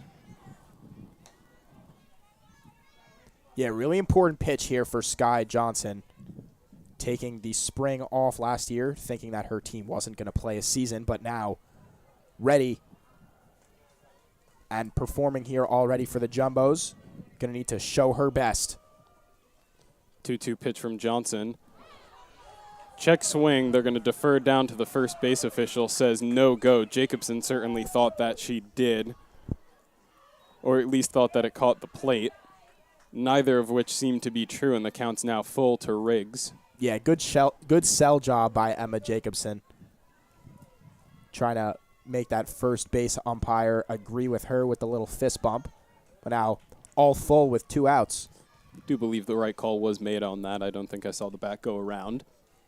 So we'll see the payoff pitch from Johnson. That one hit high into right field. Tracing back is Moore and McCabe. Cutting in McCabe will grab that one. So on the F9, pinch hitter Riggs retired, and we'll head to the bottom of the 6th, tied up at 2.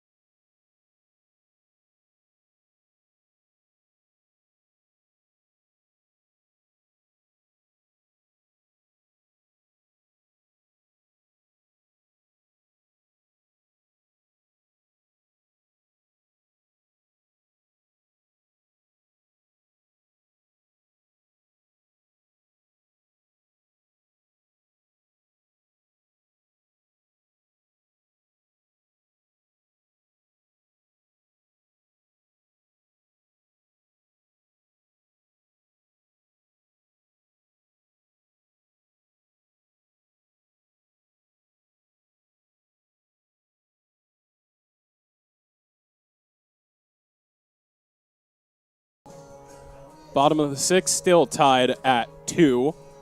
Jumbo's now coming up to bat, looking to put a run on the board and send the last ups for the Profs in the top of the 7th. However, do need to put a run on the board in order to do that. They do have the heart of their lineup, 3, 4, and 5 hitters coming up, Jimenez, Steinberg, and Moore. Yeah. This is, again, I believe their 4th time facing August, maybe 5th for Jimenez. So they've already seen her a couple times. It's time for them to make an adjustment. Jimenez has had some success. We'll see if she can have some more here. Success mostly coming yesterday. 0 for 2 today, grounded out to the pitcher and popped up to the second baseman. That one up, cutting in as the first basewoman. I believe that is Dee Pasquale coming back in. So she was pinch hit for, but due to re-entry comes back. And now perhaps the most important batter that August will face for arguably the rest of the game, Josie Steinberg. Steinberg, again with that triple her last time up. Batted in the only 2 Jumbo runs today. First pitch she sees, swinging, foul. Really good pitch from August. Steinberg waving at it, just barely getting a piece of it.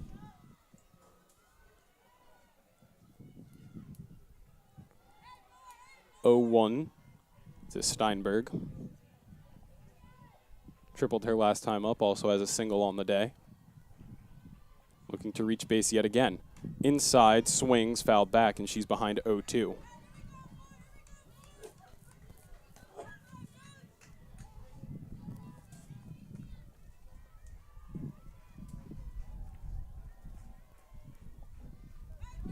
August ahead 0-2.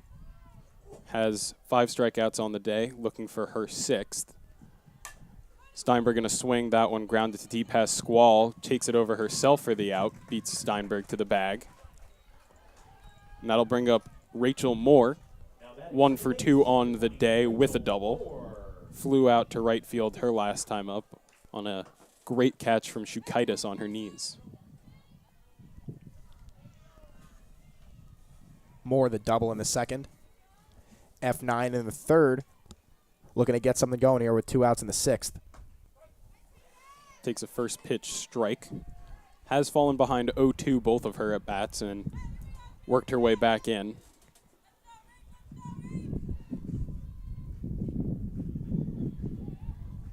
(0-1) from August. Swing and a miss, down 0-2 yet again is Rachel Moore.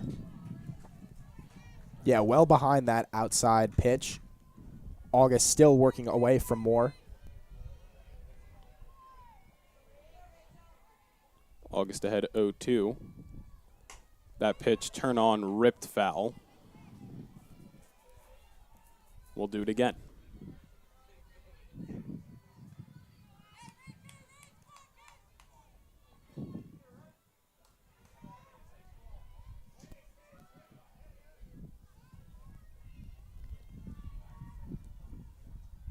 Pitch from August. Swung, that one hit well into right field, chasing back at Shukaitis, but she has plenty of room and will reel that one in for Moore's second F9 of the day. And in the battle of Jumbo's 20 v Profs 20, it's looking all Emily August here. Tied at 2 as we head into the top of the 7th. Profs looking to put 1 run on the board and put the pressure on for the Jumbos.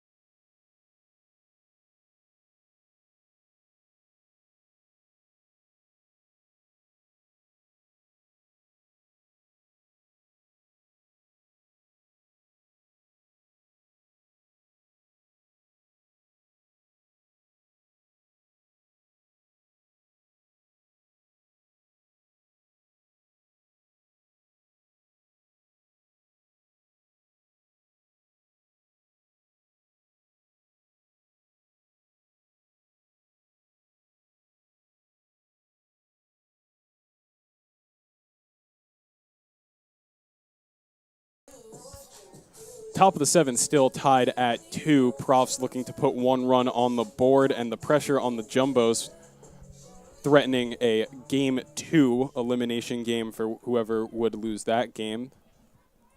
Due up for the Profs, 9, 1, and 2 hitters, Shukaitis, Melvin, and McNair. And interesting here because they pinch hit for Riggs. They pinch hit Riggs for Di Pasquale, but Shukaitis, who's still hitless in this regional, is going to hit for herself here in the 7th. Takes a first pitch strike from Johnson.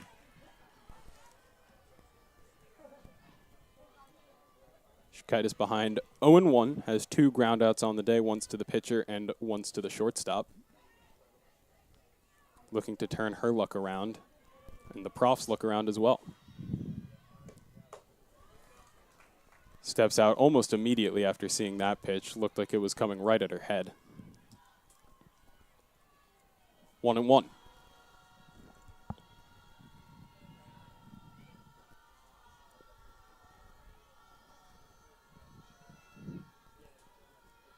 One pitch from Johnson. Hit up and out of play. 1-2.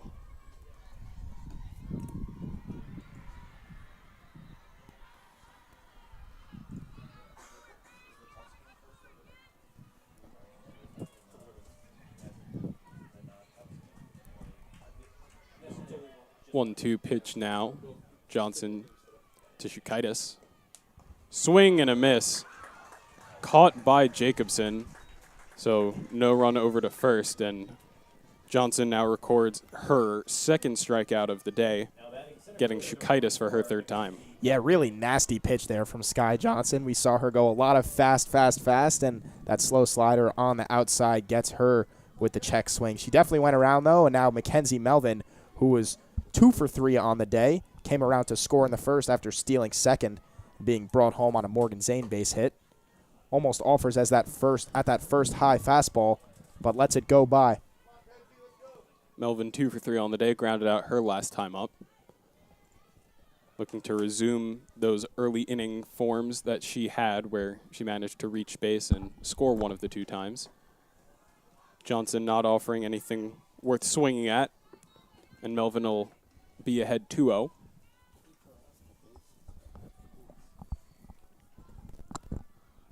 This is the one base runner in the Profs lineup that you really don't want to walk. Don't give her a free pass. Effectively has all of the steals for her team. That one hit well out into left field. Yusupolsky looks like she has room, and she'll pick up that one on the long fly ball from Melvin. Yeah, really good piece of hitting from Melvin to get the bat head out in front of it. But on a windy day like this, nothing's really going out there to left. Wind blowing all the way towards left field, but Yusupolsky had a good read on it the whole way through. Takes a couple steps back towards the warning track, but doesn't get all the way there. It's going to bring up McNair, who's 1 for 3 today, a 3U, fly out to center field, and then a base hit in the 5th. 2 out, McNair the batter. Swings at the first pitch she sees. Again, hit high into left center field, but Yusupolsky there again. So down 1-2-3 go the Profs, and the Jumbos will take their turn up at bat in the bottom of the 7th, looking to walk it off and sign their ticket to a best-of-3 series later on next week.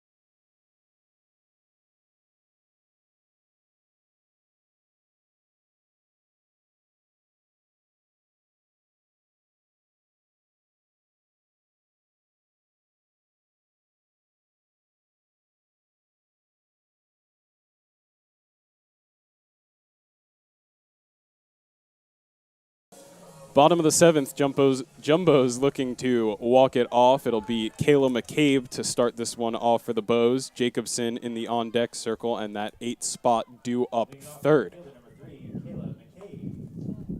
McCabe taking a first pitch ball from Emily August. August still in for the Profs. Jumbos roughed her up a little bit yesterday, only put up the 2 runs in the 3rd here today. McCabe takes a strike. Count now even at 1 to the right fielder. 0 for 2 today. Looking to get something started here for the Bows.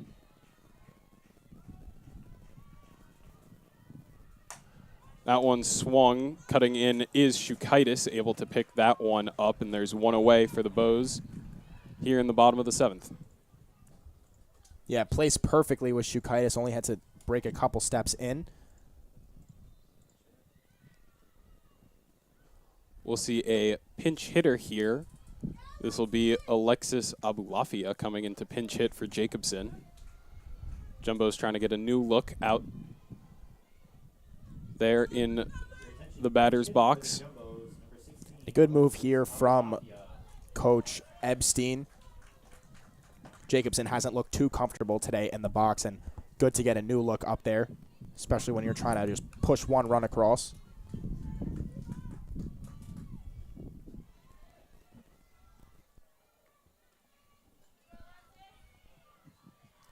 First pitch from August to the pinch hitter. Taken low and outside for ball 1.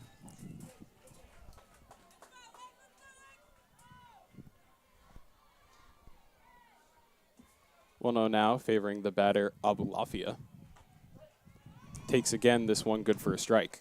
Yeah, that one looked to be in the right-handed batter's box, but Abulafia nonetheless taking it for a strike. Could have been a makeup call. First one looked pretty low to me as well, though. 1-1 now. Swung on, grounded. Bryant, the third basewoman, picks that up. Plenty of time over to retire Abulafia.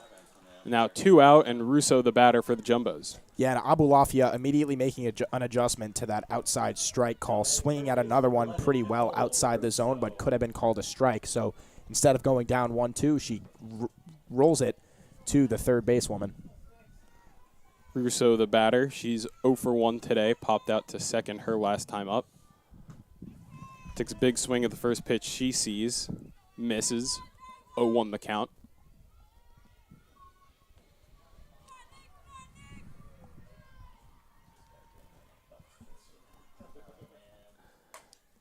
Another swing from Russo. This one fouled off. 0-2 now.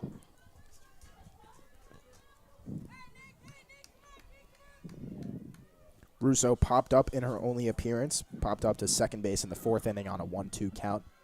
Down here 0-2 with 2 outs. Swings that one. Just going to get past the second basewoman, McCaffrey, and Russo's in at first with a single. Life coming into play here for the Jumbos, and Yusupolsky going to come into bat. Yeah, really interesting here, Jordan, too, because it changes up who that ghost runner would be in the 8th inning if we get there. Russo still shaking out that shoulder. She's been dealing with it all regional and giving a smile to her athletic trainer as she walks out to check her out. On deck, though, is Yusupolsky, who reached on error in the 3rd, flew out to left field in the 5th, and seems to have a little bit more speed than Russo to begin with. So definitely the preferred ghost runner if we get that far. Russo seems okay at first. She'll stay in to run. And Yusupolsky now going to step in at bat.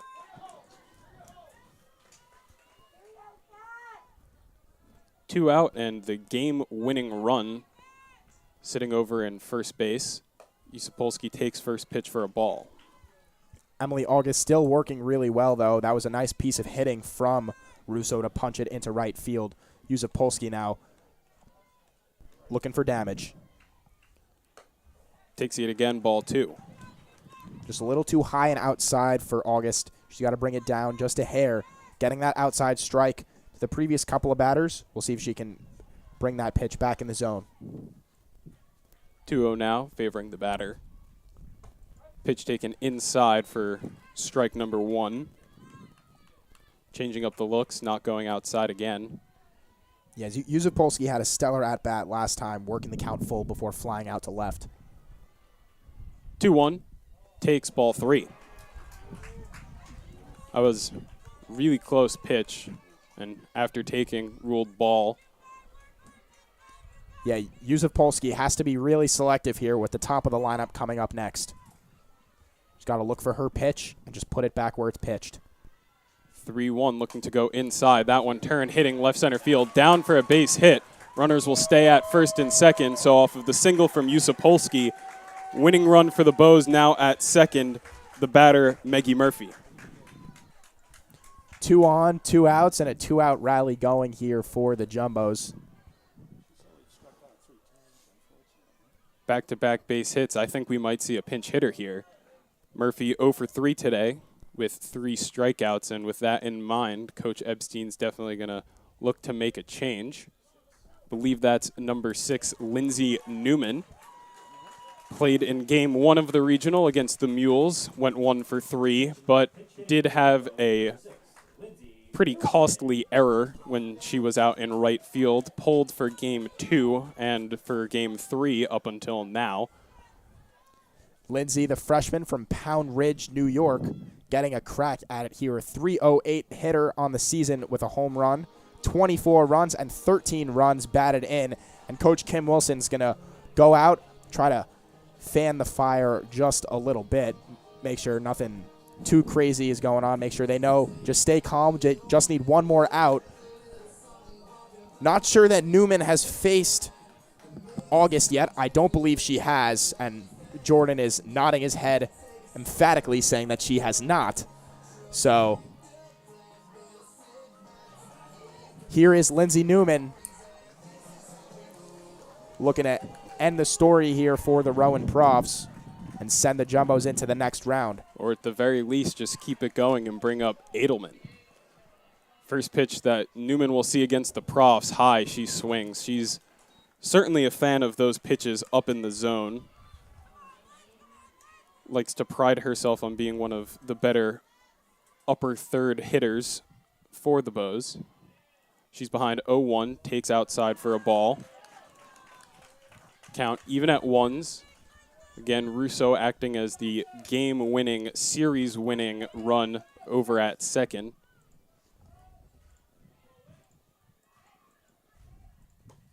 Newman takes outside for ball 2. And August really trying so hard to paint that outside corner, just missing wide. Hitters count now to Newman. She's looking for damage with that wind picking up.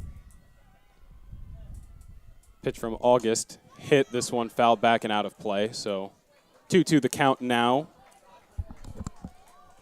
to the pinch hitting freshman.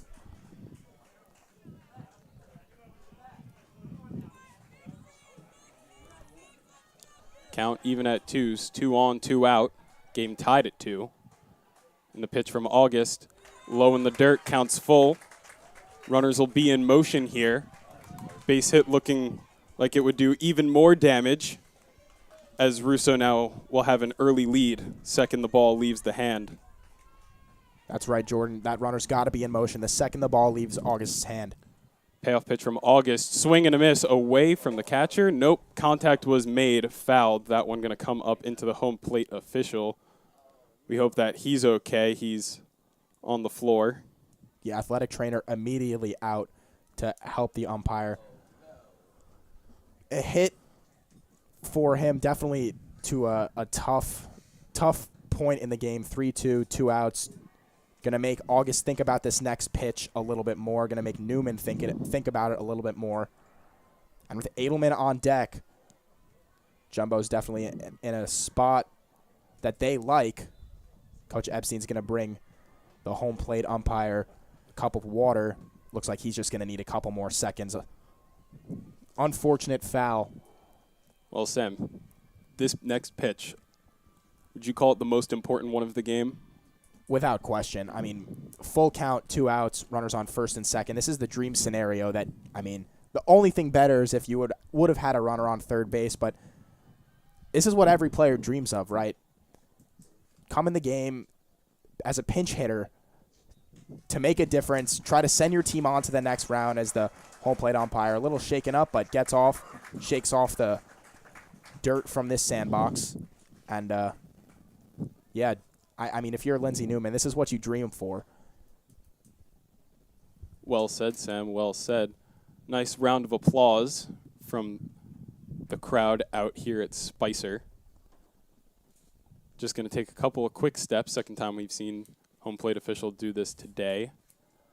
He's going to get a towel just to brush off some of the dirt, spend some time on the floor there with the pain that he was feeling.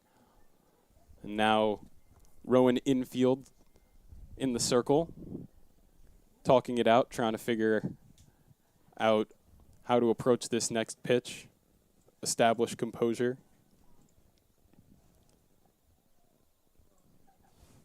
Going to need a couple of extra moments here, maybe a second cup of water.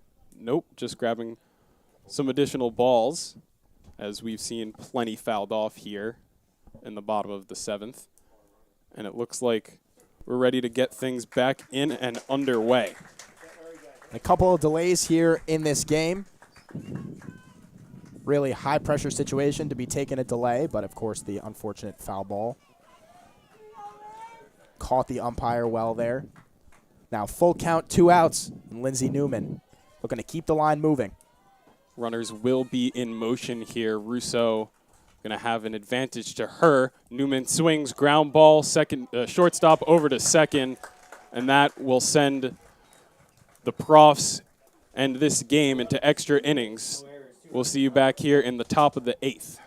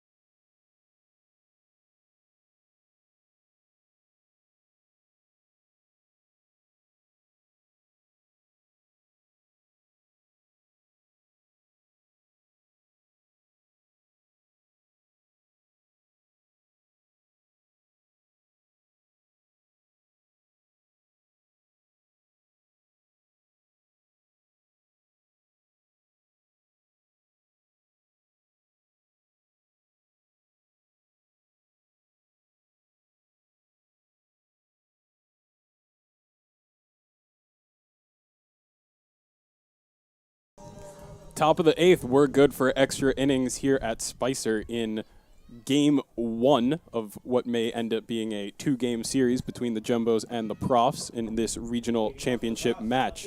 Because we are in a national tournament, there is no ghost runner out at second base here. So the Profs will come to bat with the bases empty. Their 3, 4, 5 hitters due up in Zane, McCaffrey, and Haig. Zane earlier in this one reached base on a base hit, came around to score in the first, reached base on an error in the second, and grounded out to first baseman on a bunt in the 5th. Johnson, in her 4th inning of relief here, has looked excellent so far.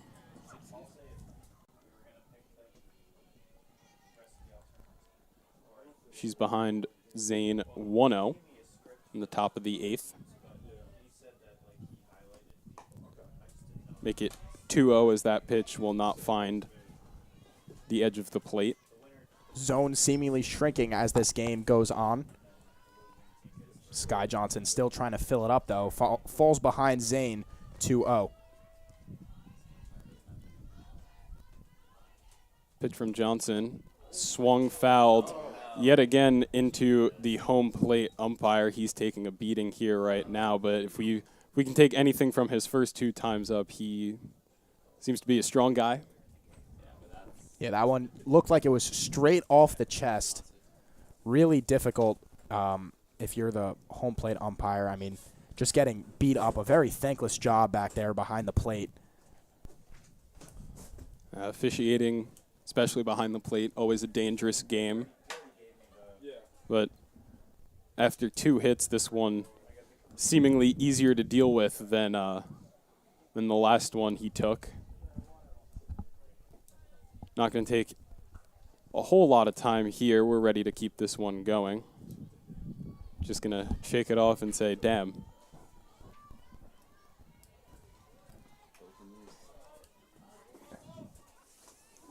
So 2-1 now the count to the batter, Zane.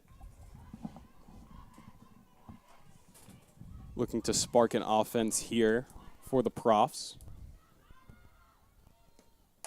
That one hit well. Left field, Yusupolsky chasing back just a couple of steps, reels that one in. She's getting a lot of work done for her now. 3 F7s in a row for the Profs, which just goes to show what a 4th inning of relief can do, especially against what is a second pitcher in Johnson. The bats of the Profs starting to see her and hit her better. A lot more solid contact. Yeah, I mean, she's also working really well on the inner half of the zone, so you'd expect them to hit it back where it's pitched.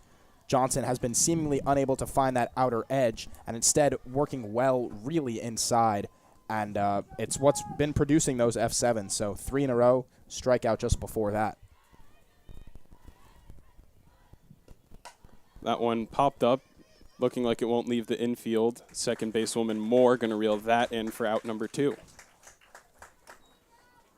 And now, since entering the game, Johnson gave up a leadoff base hit to the first woman she saw in McNair, has retired every prof she has seen since then. Yeah, Johnson has just been dealing since settling in. Can't really ask for much more from her. 2 out, the catcher Haig up at bat. That pitch just with so much drop on it. Looked like it was at Haig's head and just fell. Nasty and sweeping are really the 2 words that I would use to describe it. Really devastating for a hitter. 0-1. This pitch hit out into shallow right center. Moore going to go back and grab that one herself in the outfield grass. So no runs scoring there for the Profs, and the Jumbos will come up to bat now in the bottom of the 8th.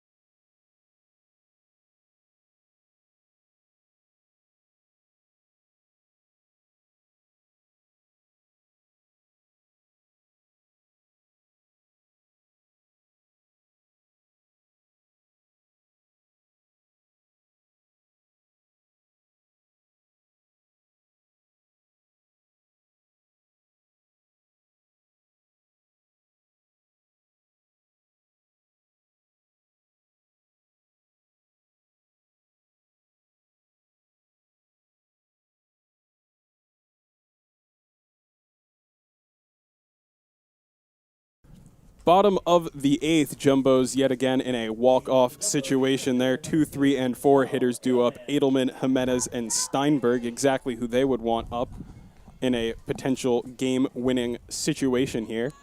Edelman 0 for 1 on the day, but does have 2 walks to go alongside that strikeout.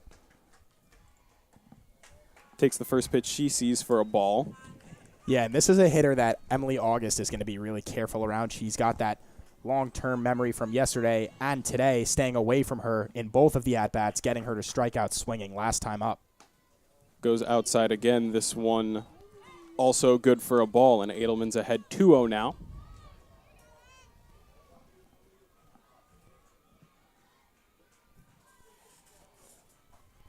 Pitch from August. Going back outside, taking that one good for a strike. Yeah, that one just clipping the outer half of the zone. Edelman now. Still ahead 2-1. Pitch from August. Taken ball 3. August not wanting to give anything inside or over the middle of the plate to Edelman. Must remember the home run she hit yesterday. Yeah, Edelman has really done a lot of damage lately, especially against this Profs team. That one hit well into right field. That one looking like it's going to be fair. It is fair, and will go into the right field corner. Edelman turning for 2. She's rounding second. Going to pull into third with a stand-up triple. And now the game-winning run for the Jumbos is 60 feet away.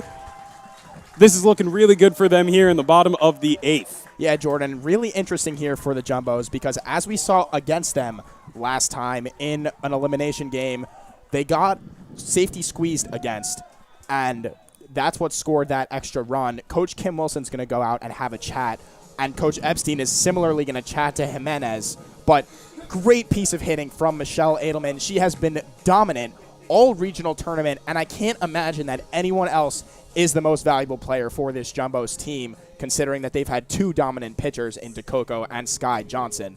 So, I don't know, Jordan. Do you safety squeeze here if you're Coach Epstein? I don't think you safety squeeze here, especially with 0 out. You can just go up there and tell your hitter in Jimenez, swing for the fences, because anything deep, sac fly is an option, and Edelman does have enough speed, indicative by her 17 steals and the fact that she just legged out a triple. She definitely can score on a sac fly. So I think what you do is you tell Jimenez, treat it like there's nobody on, do what you can, and if you bring home the run, you become the hero of the day. Jordan, I would agree with you, except Jimenez has not had the ball leave the infield at all today, has struggled to put the ball into the outfield previously, and we know that Mackenzie Melvin has a cannon in center field. It looks like they're going to intentionally walk Jimenez to get to Steinberg to set up a double play. Not quite sure what this is about. I'm not going to lie to you, Sam. I think this is a terrible decision. And interesting, in baseball, you can just give them the free pass now. I wouldn't be surprised if they walk both Jimenez and Steinberg, though, to get to Rachel Moore, set up that force at home plate. That might end up being a smarter strategy than just to intentionally walk one. Moore does have a double on the day, though, so she's also pretty scary. So force at home might end up being the name of the game here as Steinberg sets to step in. Haig already standing all the way in the left-handed batter's box. I think, Sam, you might have called it perfectly. Double intentional walks here to load the bases and establish the force out at home, and we'll have a battle of the 20s as August will set to face Moore. And Rachel Moore has flown out to the right fielder twice in this game, but as you know, Shukaitis is going to play as far as she can throw, outfielders in as far as they can feel that they can get an outfield assist, infielders in, they're going home on everything. And it's going to be, as you said it best, the battle of the 20s. Rachel Moore coming up with no outs here in the bottom of the 8th. And I said it before about Lindsay Newman and her dream scenario, but this has got to be Rachel Moore's dream scenario as well. She can't be thinking about too much, though. Of course you want to be the hero, but you have to put the ball in play. That is the most important piece here. Put the pressure on the defense. Anything but a ground out here, name of the game for the Jumbos. August with a lot of pressure on her now as she faces off against Moore. First pitch good for a ball. And walk here also will bring home the run. Right, Jordan. It's interesting. She just threw 8 straight balls for the intentional walk. Could she be getting a little bit tight? We don't know. This pitch swung on, fouled back from Moore. Count now even at 1s. No outs here. Bases loaded. 2 of those runners intentionally given a bag. And Edelman with the leadoff triple. Moore looking to put the nail in the coffin for this one. Takes high for ball 2. August taking a second, trying to reestablish the calm that she has had all season long. As the count is not in her favor, Moore swings, fouls one off, count now even 2-2, which is very good for August. She's now back in this one. One good pitch here could net a strikeout and make the position for the Profs that much better. 2-2 pitch from August. Hit. That one's going all the way back. Catching it is Melvin. Tagging at home is Edelman. The throw is not in time, and the Jumbos will win 3-2 in extra innings off of the long fly ball from Rachel Moore, having herself a day with the bat, showing the power. Jumbos win 3-2, send the Profs home, and set up a date for themselves next week with, we don't know who yet, but it's a best-of-3 series, and the Jumbos are fired up here as they take their win over the Rowan Profs. And a really impressive performance the whole way through for a Jumbos offense, going up against a potential All-American pitcher in Emily August. An excellent season for the Rowan Profs, but Jordan, as we said it before, Mackenzie Melvin playing only as deep as she could throw, and despite that being a fly ball to center field, it's going to be just too far for her to throw it in to Corey Haig. No outfield assist for her. And Rachel Moore, the clutch sac fly, F8, and an RBI for her after the double in the second inning. Great day for Moore, and the Jumbos are still dancing. They're headed to a super regional and a 3-game set next weekend. After losing 2 battles there in the 20v20 matchup, Rachel Moore perhaps with the most important win there. Oh, out comes the bucket. They're going for Coach Epstein. She tried running away, not going to get it there. Water bucket dumped right on her back, and the Jumbos are very happy with this one, and with that walk-off win. So the Profs eliminated. The Jumbos set to go to the Super Regional. That'll do it from us here. We will keep you guys posted up on the stream for the ending ceremony here to honor the Profs in their season and to honor the Jumbos in their win in this regional tournament. Yeah, really excellent season from the Rowan Profs the whole way through. Entering this region, they were 33-8. They're sent home with a final record of 35-10. Again, winning their division and ranked 17th across D3 softball. Coach Kim Wilson, the NJAC Coach of the Year. We'll wrap up for you here, though, and it's going to be some post-game ceremonies honoring the end of the season for the Profs and the continuation for the Jumbos. It's going to be Sky Johnson with the win for Tufts. Sack fly to finish it again from Rachel Moore. Edelman started it all off with the triple. She came around to score, scoring 2 of the 3 Jumbo runs of the day. Thank you for joining us here at JumboCast. I'm Sam Brill on the color commentary, joined by Jordan Burke on the play-by-play. And we'll stick with you here, but just on that camera microphone for your post-game ceremony.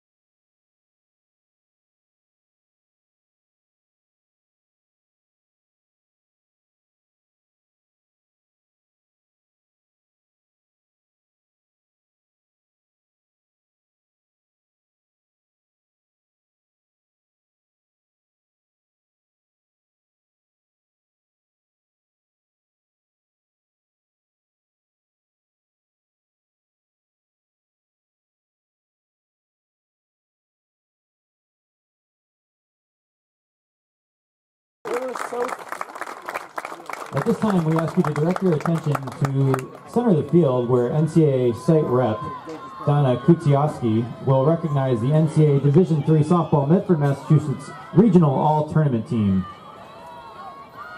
If present, please step forward and be recognized. This year's All-Tournament Team features from Cabrini, Madison Google. From Muhlenberg, Cora Bridgers. From Muhlenberg, Jillian Zach. From Rowan, Kat Thomas. From Rowan, Mackenzie Melvin. From Rowan, Emily August. From Tufts, Sophia DeCoco. From Tufts, Bella Jimenez. From Tufts, Josie Steinberg. And the most outstanding player of the Medford, Massachusetts Regional, from Tufts, Michelle Edelman. Let's have one more round of applause for our all-tournament team.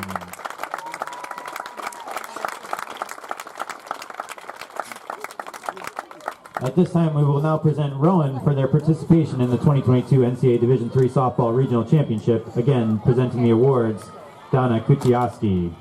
When you have your name called, please step forward to receive your award. Number 1, Alexis DeGiorgio. Number 2, Caitlin Riggs. Number 3, Riley Lutz. Number 6, Brianna Bryant. Number 7, Rebecca Lombardo. Number 8, Devin DePasquale. Number 11, Gianna Lamorgis. Number 13, Morgan Zane. Number 14, April Laurie. Number 15, Caitlin Hines. Number 16, Kat Thomas. Number 18, Liz McCaffrey. Number 20, Emily August. Number 21, Emily Arnold. Number 23, Corey Haig. Number 24, Mackenzie Melvin. Number 29, Grace Shikaitis. Number 33, Kaylee Hoffman. Number 34, Gabby Fonalosa. Number 37, Peyton McNair. Number 38, Sarah Brosman. Number 40, Zoe Frisco. We'd also like to recognize the coaching staff one more time. Head coach Kim Wilson. Assistant coaches Mary Murray, Shyla Minerva, Meg Marzello, and Ann Daly. Congratulations once again to the Rowan University Profs. Let's give them an outstanding round of applause to their student athletes and staff for a wonderful NCAA participation.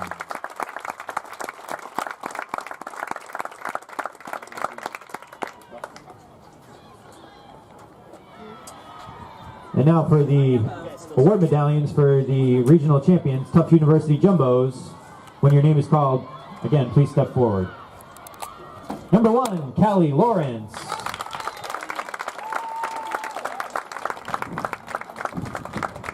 Number 2, Michelle Edelman. Number 3, Kayla McCabe.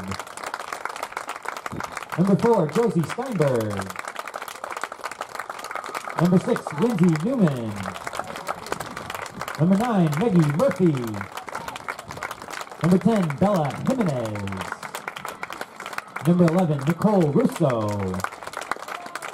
Number 12, Vanessa Van Kataraman. Number 13, Sophie DeCoco. Number 14, Lexi Grimes. Number 16, Alexis Abulafia. Number 18, Lacey Chillick. Number 20, Rachel Moore. Number 22, Carrie Ann Slayton. Number 23, Emma Jacobson. Number 25, Kat Usopolsky. Number 27, Sky Johnson. And the Jumbo's coaching staff, head coach Laura Epstein. Assistant coaches Marley Becker, Hannah Leahy, Christina Hagden, and Joe Clare. On behalf of Tufts University and the NCAA, thank you for attending today's championship series. Good luck to Tufts in the next round. Hope everyone has a great rest of the weekend.